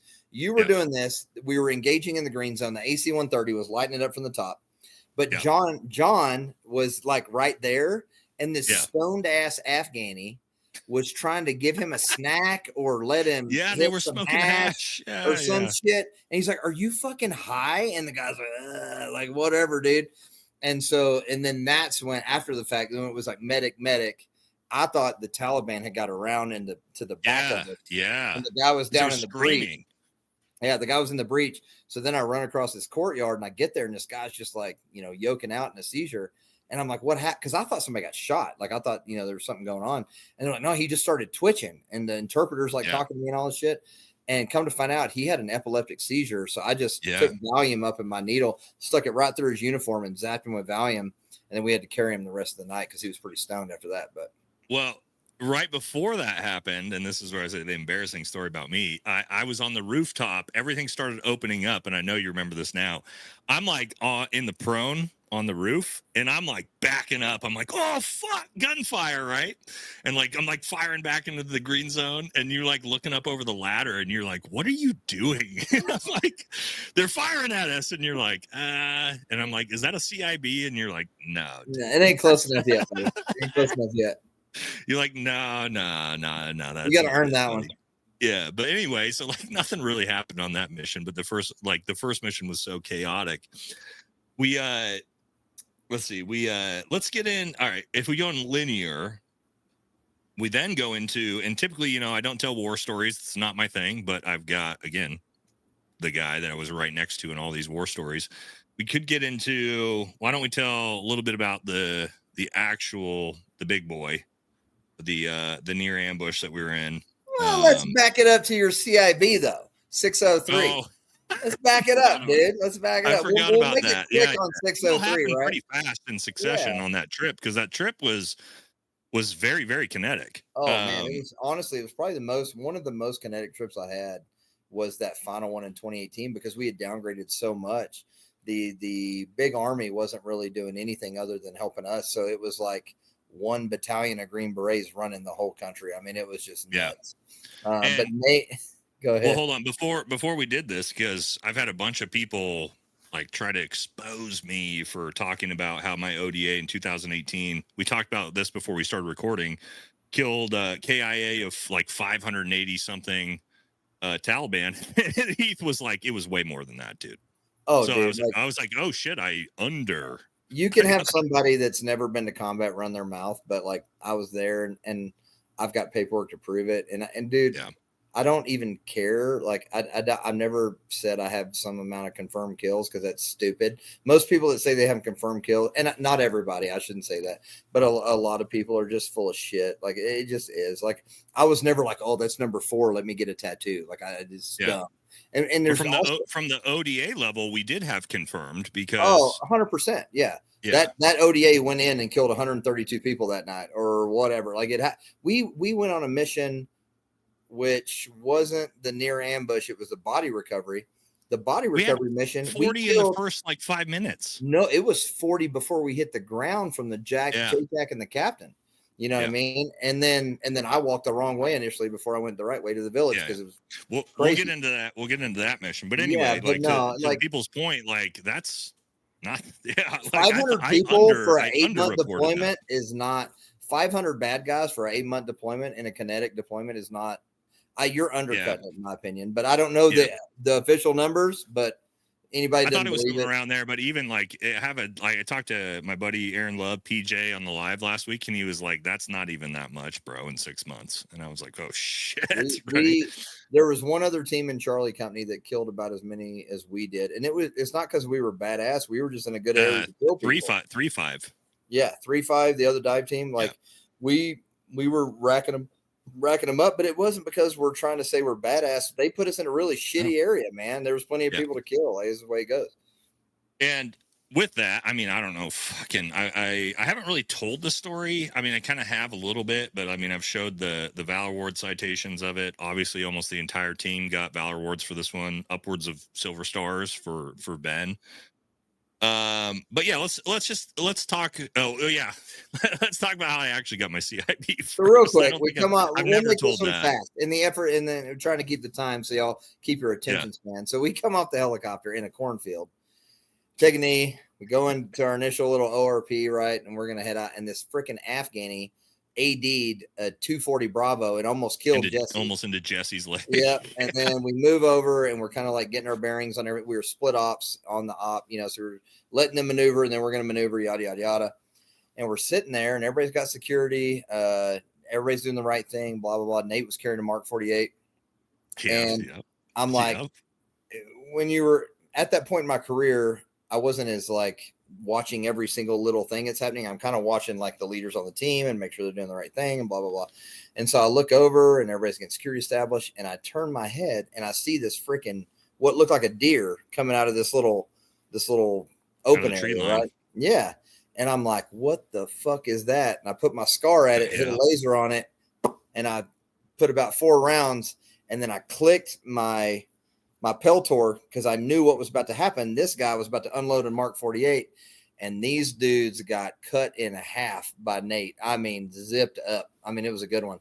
And then these guys fall to their knees. Which isn't funny, by the way, guys. But I mean, it's a professional arms, man. Professional arms, dude. It was us or them. Like, I am not proud. They're maybe 15 meters away that tried to come out close. And the Afghanis were in front of me and never saw them because they were like smoking up and they popped out of the tree line maybe 10, 15 meters away on us. Yeah. And so we smoked those dudes, and Nate looks over and he goes, "Did I just get my CIB?" And I'm like, "You did." Like, you're good now, buddy. That's official, buddy, on that one. Yeah. Because again, the mission before, where I was like, "Is that my CIB?" And then Team Daddy, he's like, "Nah, dude, not good enough. Not good enough." But no, man, that was a good one. All right, but then we move in. I mean, God, this and guys, we're in like mission 3 or 4, and all this shit's already happened. Because that's just how this deployment was. And we get into the Terran Cot, the big boy, right? Obviously that mission. I mean, again, I haven't gotten super deep into it. I think I've told the story one time on one podcast. Let's hear it from your perspective. They've heard it one time from my perspective, even though I don't like to talk about it. Yeah. Why don't you tell? Because again, we're 5 minutes into the mission. Yeah. So they aborted I can't remember if they aborted or they just overshot the initial HLZ. Overshot. Yeah, they overshot. It was National Guard pilots, right? The first helicopter. I don't mean it that way. They're all doing great things, but whatever. They overshot the HLZ, and so we had to land. I think it was like 300 or 400 meters away in this open area. They put us down, and then we did some land nav, and we just got back on path with what we wanted to do with the mission because we had split team ops, so we were going to kind of bound successively through this area. And so we come around, we went through this little tree line. We identified the compound that we were supposed to kind of land somewhat close to. And then Nate had already got his CIB, no pun intended, right? No jokes, but he was kind of after it. He was the element leader. And so he takes off. I was just behind his element. The captain was behind me, just kind of like doing a little C2, if you will, command and control. And they walked in front of this compound, but we had already talked to the AC-130, and there was no live persons that they could slant see. Of 000. Slant was 000, right? So no men, women, and children. And so they went across, and then all hell broke loose. So they looked to their left, and all these machine guns and AKs and stuff lit up from the left, but it was a near ambush. And so Nate was up there with 2 other GBs. I immediately started running because I grew up in the infantry in 2000. And so turn and burn is ingrained. It's ingrained in my head forever. And so I ran up And our sniper, Jesse, was doing a great job just putting rounds through the only door he could see, just trying to suppress fire. And I ran up and I said, hey, get the fuck up. We got to go. And those Afghanis just kind of looked at me. And I remember looking at my senior Bravo, and he picked up an Afghan off the ground to like try to get him to go. And they wouldn't go. And they just like fell back to the ground. And I said, fuck it, follow me. And I just turned and we went towards the building. And so Nate was on the far side of the element. Then I had John and our senior Bravo. And so we turned, and I just kind of wild carded and took it off because I was worried they were going to start throwing grenades and we were just going to get hammered. And so I ran out of ammo on my SCAR and didn't go to my pistol because that's what you're supposed to do. But at the time, didn't sound like a good idea. So I pulled out grenades and started tossing those over the wall. Yeah. And my dumb ass, I'll never forget, I threw my like third grenade and I actually looked through a hole in the wall to see what was back there, which is kind of stupid, but I did it anyway. And I was standing right beside a bunker that was completely camouflaged that none of us had seen, but they weren't shooting through the bunker. They were actually in the building. And so I threw another grenade in the bunker and blah, blah, blah, blah, blah. We started doing it. Well, an Afghani got shot. Nate had already been engaging and suppressing fire and all this kind of shit. Cause I mean, it was so bright from the Americans and Afghanis and the Taliban. So many rounds going off that my nods couldn't take it. So I looked under and it looked like daytime from all the flashes. I mean, it was just lit up. And so we took care. I think we killed like 4 dudes and the rest ran out the back or something like that. Six more got killed by the AC-130. Yeah. And that was like a 65-meter danger close. I mean, that thing was nasty. And so we took care of that. And then we sent our Afghanis over. They finished the job, made sure everything was taken care of. Nate was back treating a patient, did good cross training, saved the guy's life. That dumbass was trying to take off his tourniquet over and over again. I slapped that dude. Remember, I knocked the shit out of him. I was like, dude, put your tourniquet off. I have told that story as a funny story before. Slapped the shit out of that guy. But yeah, so we took care of that. And then we kept moving through I think that was the hardest walking mission I'd ever done in my life, man. I mean, we walked our ass off that night. And then of course, Ben got a silver star on the other end. That was, I mean, our near ambush was the first near ambush of the night. And then the other element got near ambush just as even worse than we did in the front. And that's where Ben got his silver star and Jared and Ruben and those guys all got hit by grenades. And I mean, that was a wild one. We eventually, I've told the story before and they're like, I don't know how many casualties total we took, but it was a lot, 10 plus with Afghans and US. 6 Afghans and US. So it was 6 Afghans and 3 US. So yeah, almost 10. I thought it was closer to 14, but I mean, dude, that's a long time ago. I could be wrong. Yeah. I thought it was 6 Afghanis and then it was Ruben, Ben, Jared. They had the Afghan team leader got shot in the face. You had the guy that got hit in the nuts to his guts and all that. Yeah. That's what Ben probably around 10. I might have been a little bit off on like I thought it was a mass cow. That's what I'll say. It was enough. The point was, because I've told the story, we got emergency exfilled off the objective because we didn't have enough numbers to continue going because we took so many casualties. And we had made it to what was the end, but we could have kept going just given the threat. But I mean, we had all the litters carrying people. Ben had a guy with his guts open, had already stuck his wounded hand in the guy's belly. I mean, it was a shit show. And I mean, there was, because people are like, there's no way you guys had a KIA of 500 something in 6 months. I think there was like 70, 80 on that night alone. Oh, dude, it was people. Or maybe more. I'm sure there are people that never deployed too. It's like, whatever, man. I don't have anything to prove, man. I was there for my team. So I don't. People that have those kind of opinions, I don't care. But anyway, that'll be like the one serious one for the night because again, that's the wildest thing I've ever been in. Heath maybe has been in some wilder shit than that, but for me, obviously, most intense engagement I ever had was a near ambush that I got in with you that night, 100%. Just point blank. When I turned to that wall, I was like, I'm about to take a couple on the plate. That's figured it was gonna happen. Yeah.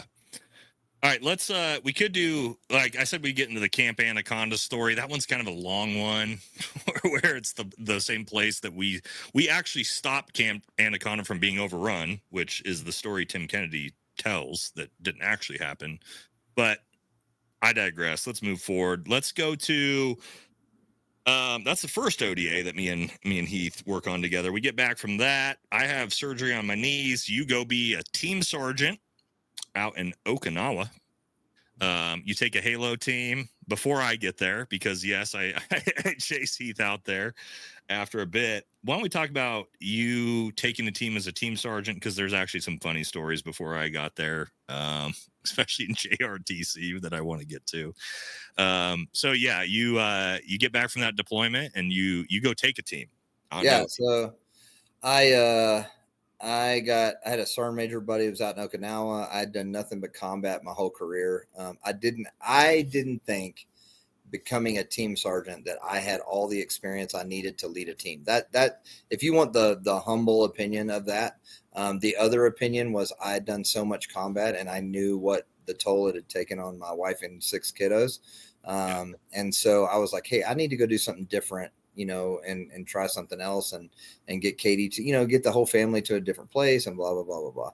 And so I went out and I thought I was going to go to JSETs and go learn Asia and speak Korean that I'd learned and blah, blah, blah. And I got out there for about 6 months. I may or may not have been politicking a little bit with that old captain that used to work for me, or I used to work for him rather. And I got told that I was kicked off the Philippine mission and we were going to Afghanistan.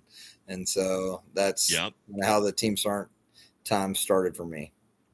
So yeah, that was a very rare thing. So you go to Okinawa, which hadn't had a team go to Afghanistan since like 2006. I don't know. It was a long or time. Iraq, maybe. It was forever since Oki had been there. Yeah. And so somehow you of course, even though going out to Okinawa, finagle your way in to being one of the 2 ODAs that's going to go to Afghanistan.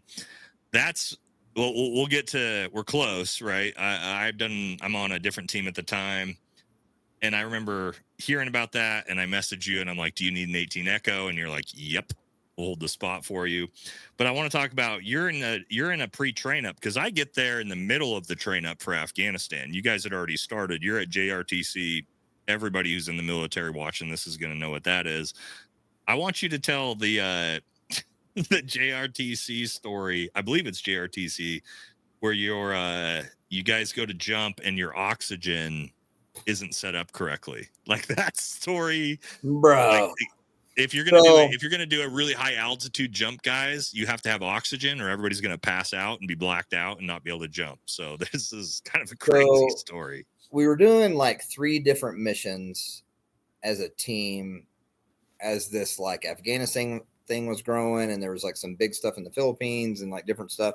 And so what I was doing was trying to just prove that we had a capability for the unit, and then they could utilize us however we want, right? And so doing a lot of advanced free fall stuff, a lot of really high altitude things. We were jumping GPS guided bundle systems in the water and all kinds of shit. And so we go to JRTC, which I did not want to do initially because we had so much other shit to do and it was COVID. And so we were doing 14 days of quarantine everywhere we went.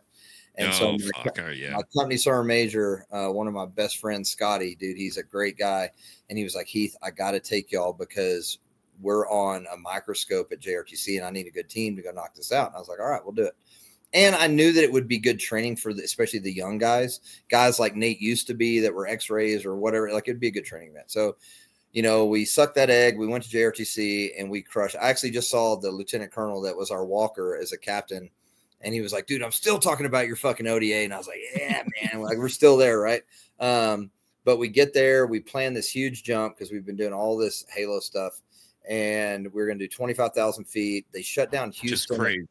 Shut down Houston approach, to do it, right? It was like a big deal. And so they shut it down. We get in the aircraft. I got some pretty seasoned guys. I got some middle of the road, and then I got some young ass dudes. My warrant officer, first jump out of Halo school, right? Like, here we go, buddy. So which crazy. I probably broke a couple rules, but he was level 1 qualified when he came out. So I was like, whatever. So we get in the aircraft and I have oxygen safety, which is a dude that works at JRTC, Green Beret, jump master, all that kind of shit. So he's like got the riggers and the O2. He's my O2 safety. I get in. I've got 2 AT4s, a rucksack, a gun, an oxygen bottle. I mean, I have everything because I know I can jump it. And I mean, we're jumping into combat because it's JRTC, right? So we pre-breathe on the ground. You're supposed to pre-breathe for 45 minutes. And then we take off. We're going to drop our bundle system out at 10,000 feet. for safety precautions because we don't want it to land in somebody's backyard if it goes to shit. And then we're going to elevate up to 25,000 feet, and then we're going to jump. So we had the standoff to do a hey-ho as per the enemy situation, right? So you can't jump at 10,000 because the plane would be too close to the bad guys, so we're going to jump way far. So we get up at altitude, we're pre-breathing, and I look across the aircraft, and everybody's like doing this shit, and I'm like, what the fuck is going on? And everybody's like moving around. So I get on the radio, I'm like, what the fuck is going on? And they're like, I think I'm black on O2. I got symptoms from hypoxia, like their face is going numb or whatever. And so I limp my big ass, with this AT4s and all this shit across the aircraft. And I start pulling O2 bottles as the JM, and these dudes are black. And so I look down at the 6-man consoles, which are just another medium to fill your bottle that you have on your person, and everything is empty. And I'm like, oh shit. So I look down at the big acetylene tank K bottle that's in the middle of the aircraft. The sumbitch still had the cap on it. They didn't hook it up to the 6-mans, which didn't fill our O2. And so I'm like, oh shit. And then as I'm looking at all this, it's like one more guy and one more guy and one more guy. It's like, I'm black. And I'm like, oh my God. So I look at I'm still trying to walk back to my seat, and I look at the loadie, and I'm like, 10,000 right now. And I just did that. And that fucking plane just dove, and I'm like floating in the fucking aircraft, man, like trying to get back over to my seat. I know I think Brent had told me he was completely passed out. You had guys that were they were like blacked out. They were loopy as shit, man. Guys were like, and so I get them down to 10,000. I get everybody calm the fuck down, and I'm like, hey, just calm the fuck down. We're 10,000 feet. I don't care about oxygen at this point, like whatever. And the captain's like, Heath, what do you want to do? And I'm like, well, we're not jumping from 10,000 feet. Because at 10,000 feet, we would be under enemy aircraft fire. And I'm just not, that's dumb, right? So I'm going to abort the mission, and we're going to go back to our plan, and we're going to take our alternate plan into the box, into JRTC. And so that's what we did. I aborted the mission. I was pretty pissed because I wanted to do that. But I aborted it. We landed. I caught a lot of flack initially. And then my sergeant major came back around. He's like, you made the right decision. I'm like, I fucking know I did, man. Like, can you imagine if I'd have thrown a hypoxic guy out of a fucking airplane? Like at 25,000 feet? Bro. With no oxygen? It's bad enough when they're all awake. You know what I mean? Like, holy shit. But yeah, man, I bet one of the best decisions I made as a leader was that night. Because if I got too eager and I'd have thrown people out of that aircraft, who knows what could have happened. It would have been bad. Yeah. All right. So at that point, I fly in, I get to the team. You guys, I think you were coming back from JRTC when I get to the team. Yeah. We go into our PMTs. I know we don't need that. There's not that much. I mean, there's probably funny stories in there, but we are working up to go to Afghanistan again in 2021, I believe. Yep. Right. 2021. And we get all the way through this is like 6 to 9 months of train up for I think it's 9 months for you guys, 6 months for me as I've gotten into the team. We are no shit on pre-deployment leave. I've told the story before. Bearded up, ready to go. Full beards grown out, and we are going to head into Afghanistan. Essentially, we should have been to facilitate the withdrawal. That should have been our unit. And unfortunately, sadly, we saw what happened after that. But you were obviously team daddy in charge when all of this unexpectedly out of nowhere, a week before, 10 days before we're about to get into country. Our equipment's in fucking country at this point, and it all gets called off. So why don't you tell the viewers a little bit about, and I think they'd be very interested to hear about how all this happened from someone sort of kind of in charge when we get called off and decide not to go into Afghanistan. So I don't know. This is not ground truth from me. This is the first thing that's like third hand, I guess. But from what I was told, the leadership in Afghanistan didn't even know that it was happening until it like came out in news media, right? So we were watching it. We saw some weird things happening. I was watching it when we were in PMT and like different things, me and the captain, the colonel, and all this stuff, and went through our validation exercise and all that kind of shit. And then we get back to Okinawa, and then I see this stuff on the news. And then, of course, Captain Andre's calling me and all that kind of shit. And then we come in. I haven't even called you guys in because I'm getting text messages and shit from you guys. And we didn't really know what was going to happen. So I get called in with the colonel, and And the best captain, I had two best captains. I shouldn't say the best captain. They were both phenomenal, but he looks over at me in the colonel's office and he's like, Heath, what do you want to do? And then the colonel, which is another great friend of mine, was like, Team Sergeant, what do you think? And I knew that it would be economically, tactically, everything stupid to send another unit green, if you will, to go in and like draw the war down, as opposed to just leaving the guys there. And I didn't know what was going to happen. There was these rumors that we were going to pull back to Jordan or Saudi Arabia or Kuwait and go do like hostage rescue, or which is I remember that mission set depending on what SF team you're on. And I wasn't really on that, or I wasn't on that team. And so as a team sergeant, so the writing to me seemed like it was on the wall. And so as bad as it was, I had beat you guys up so bad over, that 8 months train up, that I felt just like this knot in my stomach. I'm like, these guys have done, I have literally showed them every screw up I've ever made. And like, we've just trained our ass off. And we did something that Okinawa had just not done in a long time. In almost 20 years at that point. And so I'd done all this shit, and I had all these promises to my boys and the wives and the families and all this shit.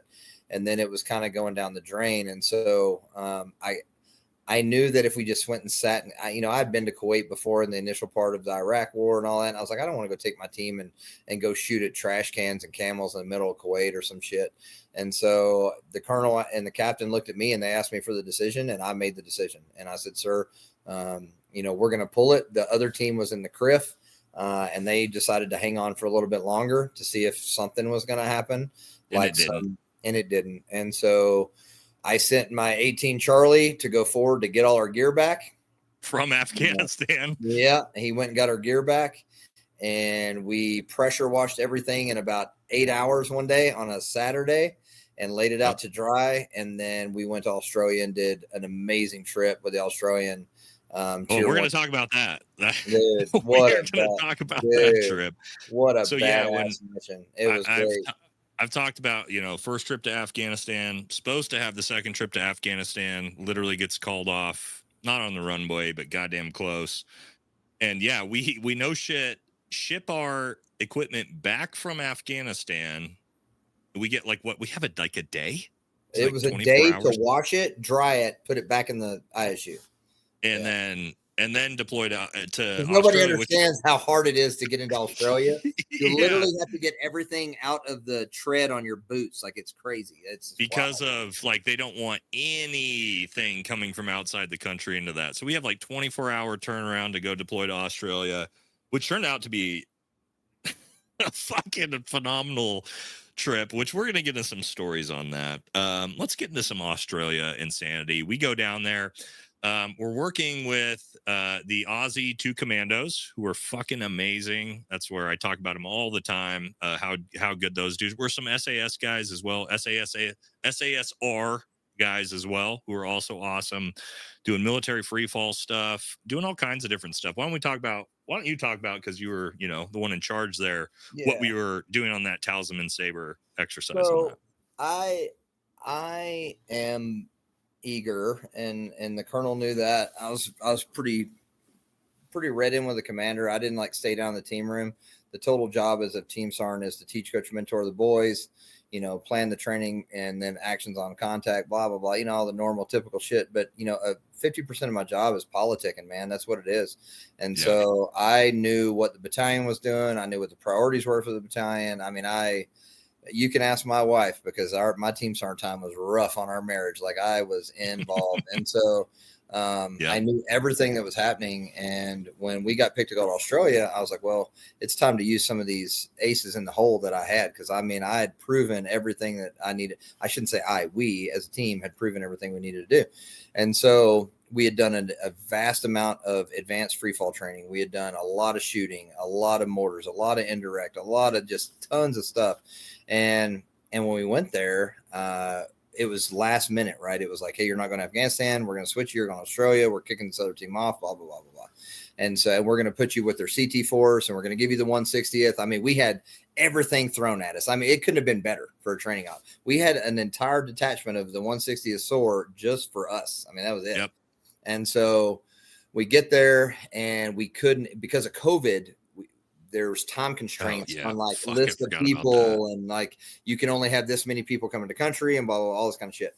And so we couldn't bring riggers. We couldn't add riggers. We were a free fall team. We couldn't bring parachutes because it wasn't on the pre-deployment paperwork. Oh, that's right. All the shit, right? And so we had all these things sent to the embassy, but it wasn't supposed to be us until the last minute. And so I reached out through the battalion to the SOC Corps deputy commander, which did my retirement ceremony when I retired. It's a great human being. And Sean, Colonel Sean is what I'll call him. Colonel Sean talked to me on the phone. I was like, hey, sir, I read the reg. I know the reg because I'm adding things to the reg. So the USASOC G8 on free fall for waterborne operations and shit. I was like, we can jump their chutes. We don't need riggers, blah, blah, blah, blah, blah. Y'all preach this interoperability bullshit all the time. Like, let's really do it. And so we had a conversation. He was a Halo guy. And so we went out and had no riggers on the ground, which is a fucking no-no. You know what I mean? But the riggers are there for the parachute. They're not there for the jumper, right? They're there to make sure the parachute is safe. So we jumped Australian parachutes. We did a full level 1 train up with them. Right when we got in country, did fast roping. We did everything but Zodiac boats, man. I mean, the team just crushed it. And so we're, jumping over wallabies and kangaroos and skydiving and all this kind of shit. And then, I've shown this video and it'll be edited into this. SOCOM used our deployment for a ton of recruitment videos on this. Oh my God. Are you going to show that video? I have before, but there's an entire, I put it on my stuff before. Heath narrated, you're going to recognize his voice. I'll probably splice it in right here. Special Operations is the overarching umbrella. You've got Navy SEALs, you got the SOCOM umbrella, AFSOC, MARSOC, all these different units. But truly, there is only one Special Forces. That's the U.S. Army Green Berets.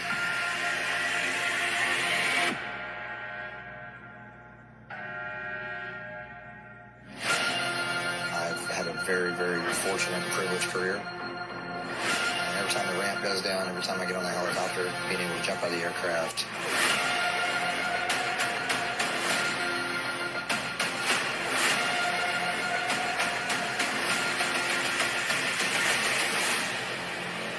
this is not a job to me, it's a dream.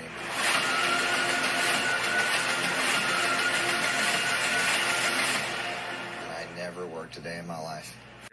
To where you guys can hear that full thing. My kids still try to show that video off to friends, but SOCOM, they had SOCOM, Green Beret Foundation. Like, I've seen that video all over the place from our deployment on that. They soundbited the shit out of me on that one, man. They got me. They got me good. But no, dude, we went out there, did some, 2 commando. I mean, some of the TTPs, the tactics, pardon the acronym, some of the TTPs that we got from those guys. I mean, especially on fast roping, dude, it was, and the rappelling, remember all their little leg bags and all this shit. Of course, we're a Halo team up there trying not to die. I did spider crawl out of that helicopter, though. That was pretty impressive at 38, 39 years old. Remember that. They were like, Heath is upside down coming out of that fucking helicopter. Down. I'm sure it was. I got to find that video. Somebody's got that video somewhere. I need that. But yeah, we did all this training, and then we went to the Outback, which I really enjoyed everything about this training event. Went to the Outback. It was fucking great, man. Going to the Outback, we'd done a lot of really good training. The 2 commando guys in our team were all about, like, hey, let's take half the team and, sleep in the same tents and just, like, trade stories. And the Australians are weirdos, and when they get drunk, they start doing weird shit. I mean, it was just a great time. Like pissing in their own mouths. They pull out their dicks like all the time, dude. It's crazy. But so if any of them are watching, but yeah, we had a good time, and then we hit some of the most amazing training event targets, man. We hit an international airport. That was crazy. And then we hit that naval base, and they actually had a harpoon missile like on the damn target, and the EOD guys had to break it down. We landed Chinooks in the middle of a fucking downtown street. Thought we were going to crash. I'm looking out of the aircraft, looking at these power lines, and I'm like, no fucking way they're going to land. Yeah. And that son of a bitch just boop right down. Because we were going to fast rope, and they were like, oh, no, we can land you. And I was like, really? And they because did. they had we learned that they have the military there has like domestic authority, so they could just do shit like that you can't do in America, just in the middle of town. Dude, it was cool, man. Wild. That really cool targets, man. The hats off to Australian SOCOM. I mean, like, they're good. I don't think I've ever done an American training target that was that involved. I mean, the money and the intelligence value and everything else that they did on I mean, it was just phenomenal. They did, honestly, of all my years in first group of training, soldiers, they did 1,000 times better than I ever did. I mean, it was really, really good. I mean, I was really impressed. Yeah. I mean, I've talked about that a bunch of times of like, that trip has got to be one of the coolest ones I've ever done. Last thing we're going to talk about, and this gets into, how I ended up medically retiring eventually, are level ones, multiple level ones, but the final level one. Level one is a military free fall team, and Heath could probably explain it better than me. We have to get sort of certified to show that we're capable to do our job as under skydiving, military skydiving. I think it was the first level one I got hurt a little bit. The second level one is where I got really fucked up. And had both my shoulders reconstructed from that. Let's talk a little bit about the level one. There's a couple good stories I want to talk about. Obviously, we're going to get to the one where you called me a bitch in front of the whole team after I just literally ripped my biceps off my fucking arms. I had to get you back on the horse, man. Yeah. Let's talk about that. So we're at a level one.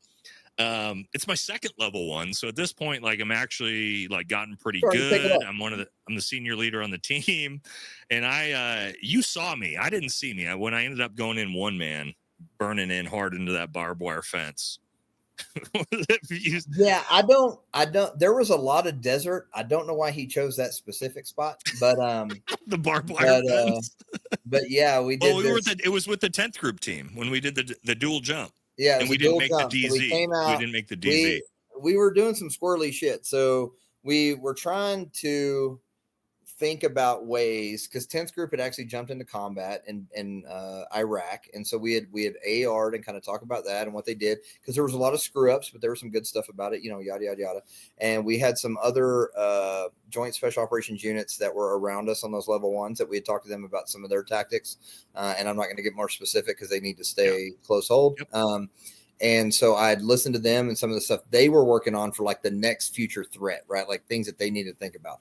And so, in SF, and it's always an argument. It happens at SF Command all the time with guys like the generals, we'll just leave it at that. But we thought, well, a 12-man team, although it has been such a gift to the United States Army and the Department of Defense since Vietnam, it has its shortcomings sometimes, because depending on what happens when you hit the ground, you've only got 12, 15 people, maybe less. It just depends. And so we said, well, we're going to do this dual jump, and we're going to see if we can communicate, medicate, everything all the way to the ground. And we're going to do all of our stuff, and we're going to hit simultaneously in two different locations. And honestly, even with you running into the barbed wire fence and everything else that happened, like it went on. Great. We did pretty well. You did really good. We weren't far. We were only like 1 acre off. Oh, DZ. no. It was close. Yeah. And here's the thing: when you're landing in the desert, you don't always land exactly where you want to. You land with a team, right? So that's all that matters. After that, put your ruck on and walk. But we exited the aircraft, I think it's 18,000. Yeah. It was 18,000. We came out in a full wall locker jump. Everybody comes out, man. You talking about a cool place to be as a team sergeant, man? Because like Nate can tell you, man, I really cared about being a team sergeant. Like, it was the best 3 years of my life, other than being married to Katie and our kids. Like, that 3 years of my life was just like, I'll never get it back. It was amazing. But we come out and we've got all these civilian aircraft, and we all bail out of these aircrafts, and we have 2 stacks coming down through the air from 18,000 feet. And we got the 10th group guys over here. We got us. We're trying some new things. Hey, let's talk on the radio. Let's say, hey, you're going to land here. We're going to land there. Boom, boom, boom, boom, boom. It happened. And then as we start coming down to the ground, some shenanigans happen, because we do unmarked, unknown drop zones, and we call our own wins. So Nate was having a hard lesson, and this is how you judge wins and come towards the ground. And so that's when I'll let him extrapolate a little bit on how he did. Yeah. So No, I think you were actually in front of me. I think you were one man on that. What? I You thought would you come were. in. No, because you remember you went low. So I'm coming in, and in Yuma, as Heath knows, those barbed wire fence are like 3-prong barbed wire fences, and like from 200, 300, 400 feet in the air, you can't see the fucking wires. You don't know where in. And by the time I realize what's happening, I try to like pull pitch, and I kind of like go with the wind, not against the wind. And I don't really remember too much what happened. I know I hit the ground and then just barreled into the barbed wire fence. And I remember, we're going to get into how funny this story gets. I think maybe, I don't remember who found me. Somebody found me as I was just like head like smashed into the post barbed wire fence. And I remember you on the radio, I think, being like, fucking call up, because I hadn't said anything. And I'm like, what the fuck is going on? Because I think I got almost knocked out from it.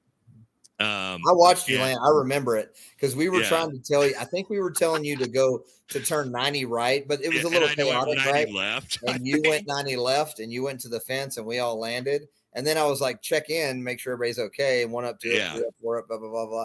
And I hadn't heard shit from you because you were like hung up in a barbed wire fence and shit. And then we got you. And then you were pretty shook up because it was a rough jumps happened, man. It was a rough jump. So you were a little shook up. And you we were didn't know. I didn't know at the time. But I mean, I just remember like my whole left arm was just fucking like stinger numb. For those of you who like played football and got a stinger with like the nerves, just numb. And I was like, all right, but in level 1s, as Heath knows, you jump like 3-4 times a day. So it's like, get your fucking shit on, get back in the hangar. We got to jump because we had to jump like 10 minutes later. I get back in the hangar and I'm like, oh shit, I'm fucked up. And I think Rich gives me a Toradol shot. And I remember we're in the side room, all getting ready. And I remember being like, I don't think I could jump. Yeah. And Heath in front of the whole team. And again, I'm almost like 2 IC of the team at this point. I'm that much of a senior leader. And you literally are like, come in front of me in front of everybody. And you're like, don't be a fucking bitch. And I remember just being like, oh, fuck, dude. I'm like, all right, strap my shit back on. Me and Nate Curley joke about this all the time. Strap my shit back on. And again, I have like we got the long sleeve uniforms on, so I haven't seen my arm at this point. And I'm like, okay, he's right. Like, oh, you told Rich to give me a shot of Toradol. You're like, give him a shot of Toradol, get his ass back up on the plane. Which I'm like, okay, all right, I'll do it. And then I joked, Nate Curley was behind me, or I gotta edit that out. And then Nate was behind me on the next jump. I jump out, I open my chute, and I go to pull my tabs, and I can't lift my left arm above my shoulder here. And I'm just trying to bring it in one-armed all the way to the ground. After that, you were like, oh, shit, this dude's really actually injured. But, like, it's just so funny because, you know, people will hear that and be like, wow, what a dick of a team sergeant to make that guy jump out. But really, it was the best thing you possibly could have done for me because I got so shook up from that landing. It, like, really shook me up mentally. And making me jump out right after, even though I was injured, that actually got me back on the track to where, like, then I did another 50 jumps after that with you guys. And had it not, it might have actually... You led the stack after that. You know what I mean? It's like, I've seen those bad jumps, and I've seen guys get scared, and it's scary. For those who haven't done it, like, almost killing yourself is real scary on a Halo jump. Oh, when you cut out the lights and put all that shit on and start jumping on an airplane, you have those bad jumps, man. And if you don't get back on the horse, like, you may never get back on the horse. And so that was the point of it because I knew you could do it. Was I wrong for it? Probably. But it's like, I knew that if you didn't get back on the horse, you probably wouldn't. And I knew you had it. And so, and we were doing a lot of advanced shit, man. I mean, we really were. And had I not, because I was so injured, I would have probably just got the surgeries and never jumped out of a plane again. Because I would have been like, that's fucked up. But because I did, you know, then we got back on the horse, which that's going to bring me to my final thing I want to talk about. Because I've talked about this a lot. I've actually been on Chris Cappy's show talking about, you know, us jumping into the South China Sea. Yes, big Team Daddy Heath led the first proof of concept military free fall jump into the South China Sea, which of course, I have the videos of that we'll put up on the screen. This had never been done before, and you proof of concept this with our ODA, where we jumped onto Ukibaru Island in the most, sketchy fucking jump I think ever, but also I don't know if it's like if it was okay for us to do. You were in charge, but we did it, and we actually, again, this has been on really big, actually, YouTube videos with millions of views from Chris Cappy talking about our capabilities in the South China Sea. You actually were the team sergeant that led the very first proof of concept jump to do that. Why don't you talk about that?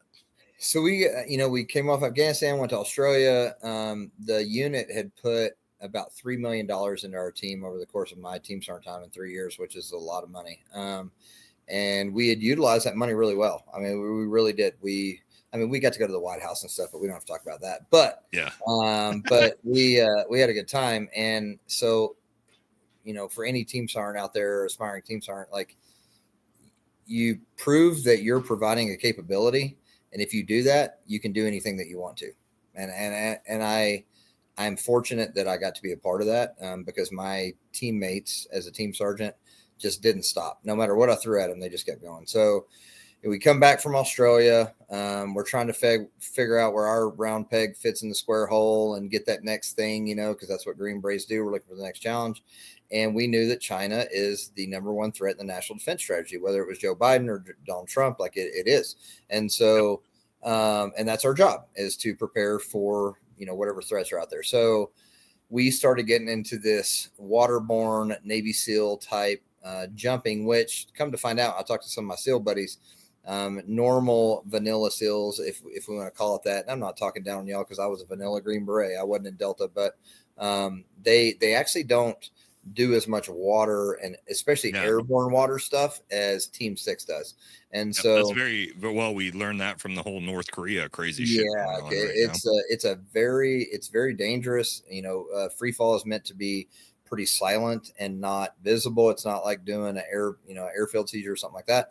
And so there's a lot of risk involved when you start jumping free fallers into the ocean, depending on the safety constraints and all kinds of stuff. And so we had planned this jump into Ukibaru. It's a very, very, very small island off the coast of Okinawa. I mean, it's like my backyard here in Colorado. It's tiny. Which they'll see it in the video, because I've got our GoPro footage of the jump.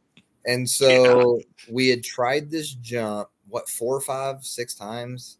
It got turned down for the Japanese Defense Force. Over it and got over turned again. down for weather. It got turned down for this. It got turned for that. And so we kept trying to do it, and I wasn't going to let off the gas on it. We get up to altitude, and we planned a hey-ho. So we're going to jump at, I think the plan initially was jump at 13,000, but there's some other shit that happens. And so we're planning a typical hey-ho jump. We're going to jump out. We're going to fly across the ocean onto the island. Simultaneously, the dive team dove in, and the Merops team drove in on boats, and we're going to do simultaneous infiltration in this island as a proof of concept. It was a great opportunity to bring. That's the great thing about Okinawa. The teams actually work together. I'd never seen that as much. And we did at first group, Maine and Tacoma, but nothing like Okinawa, where we work together. And so we get up, and we're already worried about weather, because we saw it, and it's an island. And so there's always weird weather and shit. And so we get up at altitude, and we're in the clouds, and the Air Force is like, hey, we got clouds. Y'all still want to jump? They're supposed to say no, because there's like rules for that shit. And they're like, because we'll drop you if you want to drop. And I'm like, well, hold on. And so I'm like, take the top of the aircraft to the clouds. And so they come up, I think it was like 7,000 feet. They were like, hey, we're right underneath the clouds at 7,000. I was like, all right, go to the top of the clouds. Top of the clouds is like 9,500 feet. And it was cloud packed. I mean, you couldn't see Okinawa or nothing. I'm going to pause you there. This is one part I'm not going to edit in, because I have it right here, and we're going to watch it together. So here we go. Who's that good looking guy up front, dude? That was you and the one man. All right. Where's Rich? Rich is coming. There's Rich.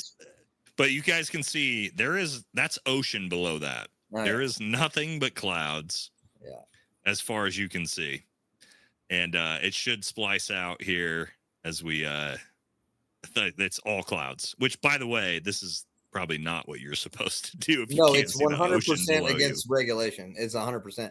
But the problem with this is, like, as we come down and you see that there's just clouds. There we go. There's the island. Yeah. So when we got underneath, it was fine. The problem, and what you don't see from this video, is we had 18 knot winds, and we're all turning into the wind and coming down to the ground. I actually landed just a little bit farther up from where our Bravo's landing, but you're not supposed to jump out of the aircraft in a training environment if you can't see the spot, right? Yeah. But here's the dumb thing Especially about if it's the a tiny ass island, Heath. Yeah. In the middle of the ocean. But here's my answer to the United States Army and Special Operations Command. If I'm over the ocean, it don't matter where the spot's at anyway, because I can't tell where it is. I'm looking at a GPS and a phone and everything. Yeah. Right? It's like, and the aircraft. And so to me, I think that's one that I hope that they grow away from, with risk adversity and things like that. And it's there for a reason. But it worked. But it worked. It you worked. saw there. I mean, we came up with our SOP in about 30 seconds. That was the tiniest ass island that we hit in the middle of full cloud deck, which was like, if you were to do it, like if that was if you had to do this no shit and it had to happen today, well, if there's cloud deck, there's cloud deck. We did it, and we did it successfully, and everybody made the drop. Everybody hit the island. And it was a legitimate proof of concept that brought into, like, can you bring an ODA proof of concept military free fall onto a Spratly Island, South China Sea Island, and then filter in Marine HIMAR units to bring in to be able to target Chinese naval vessels? I mean, that was the whole point. Like, we proved that it could be done. And I mean, like, we were the ODA and you were the guy in charge of doing that, which I think is fucking crazy. It was one of the coolest things we did, man. I remember I got back to the colonel's office when we got back. He looked at me, he goes, did you see the spot? And I was like, not at all. Not at all. But I threw us out anyway. And he was like, all right, I like you taking risk when you need to. He's like, it was good. And I was like, all right. So I was like, thanks for signing that risk assessment. I appreciate it. Yeah. Probably won't do it again. But no, I mean, but it worked out. We all made it. You know what I mean? Eric's Thank God. Eric was great, man. The bet, like, there was another guy that I would have wished that would have been my battalion commander because he was a friend of mine. But Eric, just my entire team's hard time. Like, hats off to the guy. He let me run with my hair on fire and just gave me the money to do it. He didn't care, so it was really good. Yeah, with how people think about, like, special forces and, like, oh, wild west. Well, like, really, when it comes to risk, like, well, actually, usually it's really hard to, like, do some shit like that. Yeah. So, like, not many teams, especially, I mean, like, we're not a dive team, we're not anything like that. Like, yeah, military free fall team, it makes sense, but, like, we're not the SEALs or anything. And, like, we were the ones that were able to proof of concept that, which, I mean, that's a real potential thing in the future of warfare that has now been confirmed, that, like, hey, these dudes can do this, which is actually really, like, cool, a really cool legacy that you were sort of able to build there in Oki. You guys, I mean, I did nothing but watch the magic happen with you guys, man. There wasn't a cool, super dreamy idea that I could come up with that you guys didn't tackle. And that was the best part of being a team sergeant, right? It's just like seeing those challenges and everybody just take them head on. So, there's Soba. Oh yeah, there's my killers. The bear's probably in the front yard. That's probably what it is. Well, perfect timing, because actually that was going to be the last thing. I mean, you entered, well, we're not going to get into having to do, HSC and retirement. Like, all guys have to get put out to pasture, it is what it is. But last thing, what you're doing now. I mean, you're super fucking successful. You know what I mean? So the Army and its greatness, and the Special Forces Regiment specifically, like, really set me up for success. I was fortunate to get my undergrad while I was in the Army, and then I went and got my master's degree, and so did Nate. Congratulations again. And so I finished my master's as a team sergeant. So I met what is now my best friend in Colorado, and Drew offered me a job to come run his company by, with, and through him here in Western Colorado, between Vail and Aspen and Glenwood Springs. And so I currently run a distribution company, having a blast. I have great employees.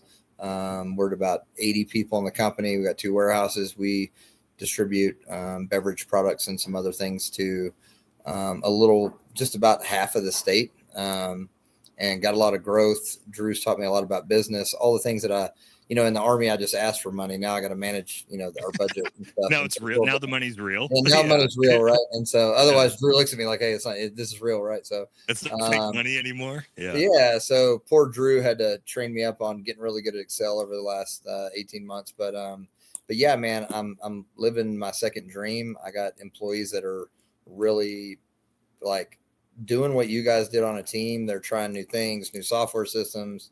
I got a new cool idea every day, and they're not like throwing rocks at me and lynching me or anything. So it's going really well. I've learned a lot. It's been a really big growth opportunity for me. And my advice to a lot of guys, and I'm actually fortunate to go work with Special Operators Transition Foundation. That is the program I went through to get my job. And SOTF has invited me to come speak to some guys that are getting out and ladies. And I tell them, like, you think you want to go work for Northrop Grumman, great company, Boeing, great company, Apple, great company, whatever it may be. But I took a risk and really tried something new. And I went completely away from the military industrial complex. And it has been, other than marrying my wife, and then the second thing would be going to Special Forces, it's the third best decision I've ever made. And so it's been really rewarding. Me and him are going to take this thing to the moon, and then I'll really retire after that. But it's been really good. And I just want to say, because when I was on the teams, I had no interest in education. Guys, people know, like, yeah, a lot of cool degrees back here. I had no undergrad. I had no nothing. And Heath was the guy that just kind of forced me into, you need to get your undergrad. And then that spun into having a fucking master's degree, which I would have never have even pursued if it wasn't for you. So for all you senior leaders out there, make sure you get your young dudes in school, because it wasn't just me that he did that with. It was a ton of guys that we worked with. And that's like one of the coolest legacies that you've left with all the guys that you've mentored. Me, especially, obviously, you're my greatest mentor, one of my best friends. And this is awesome that I was able to have you on the first episode of this. I don't know if it's going to get better than this, because just the stories are so wild and so intense. But what I really wanted to do with this, guys, is to show you these are actual guys that have served the nation in SF, that with real stories, real mentors, real leaders like Heath here. And he's left a legacy, especially in first group, that, is long-standing with dozens and dozens of young men. Not me anymore, young men, but at the time I was a young man. And I mean, I love you to death, and thanks for being the first guest on this one. Love you, man. Thanks for the opportunity. I'm only good for stories these days, but it was a great time. I wouldn't be where I'm at right now if it wasn't for guys like you to push me to get there. Ben, don't think I forgot about you. Nate, that's the third, and and then the entire #16 crew, man. Like, I would not be where I'm at if somebody wasn't looking at me, making me be the best version of myself that I could be, until at no end, right? And so hats off to you guys for pushing me to get where I'm at now. All right, and we are going to wrap it up there. It's supposed to be 1 hour episodes. I knew this one was going to be well past that, but that's fine. Hope you all enjoyed that one. And yes, the next one is going to be Vietnam episodes. So nice. That's the tough guys right there. Yeah. Catch y'all in the next one. Thank you, guys. Take care. All right, here we go. We'll end the recording.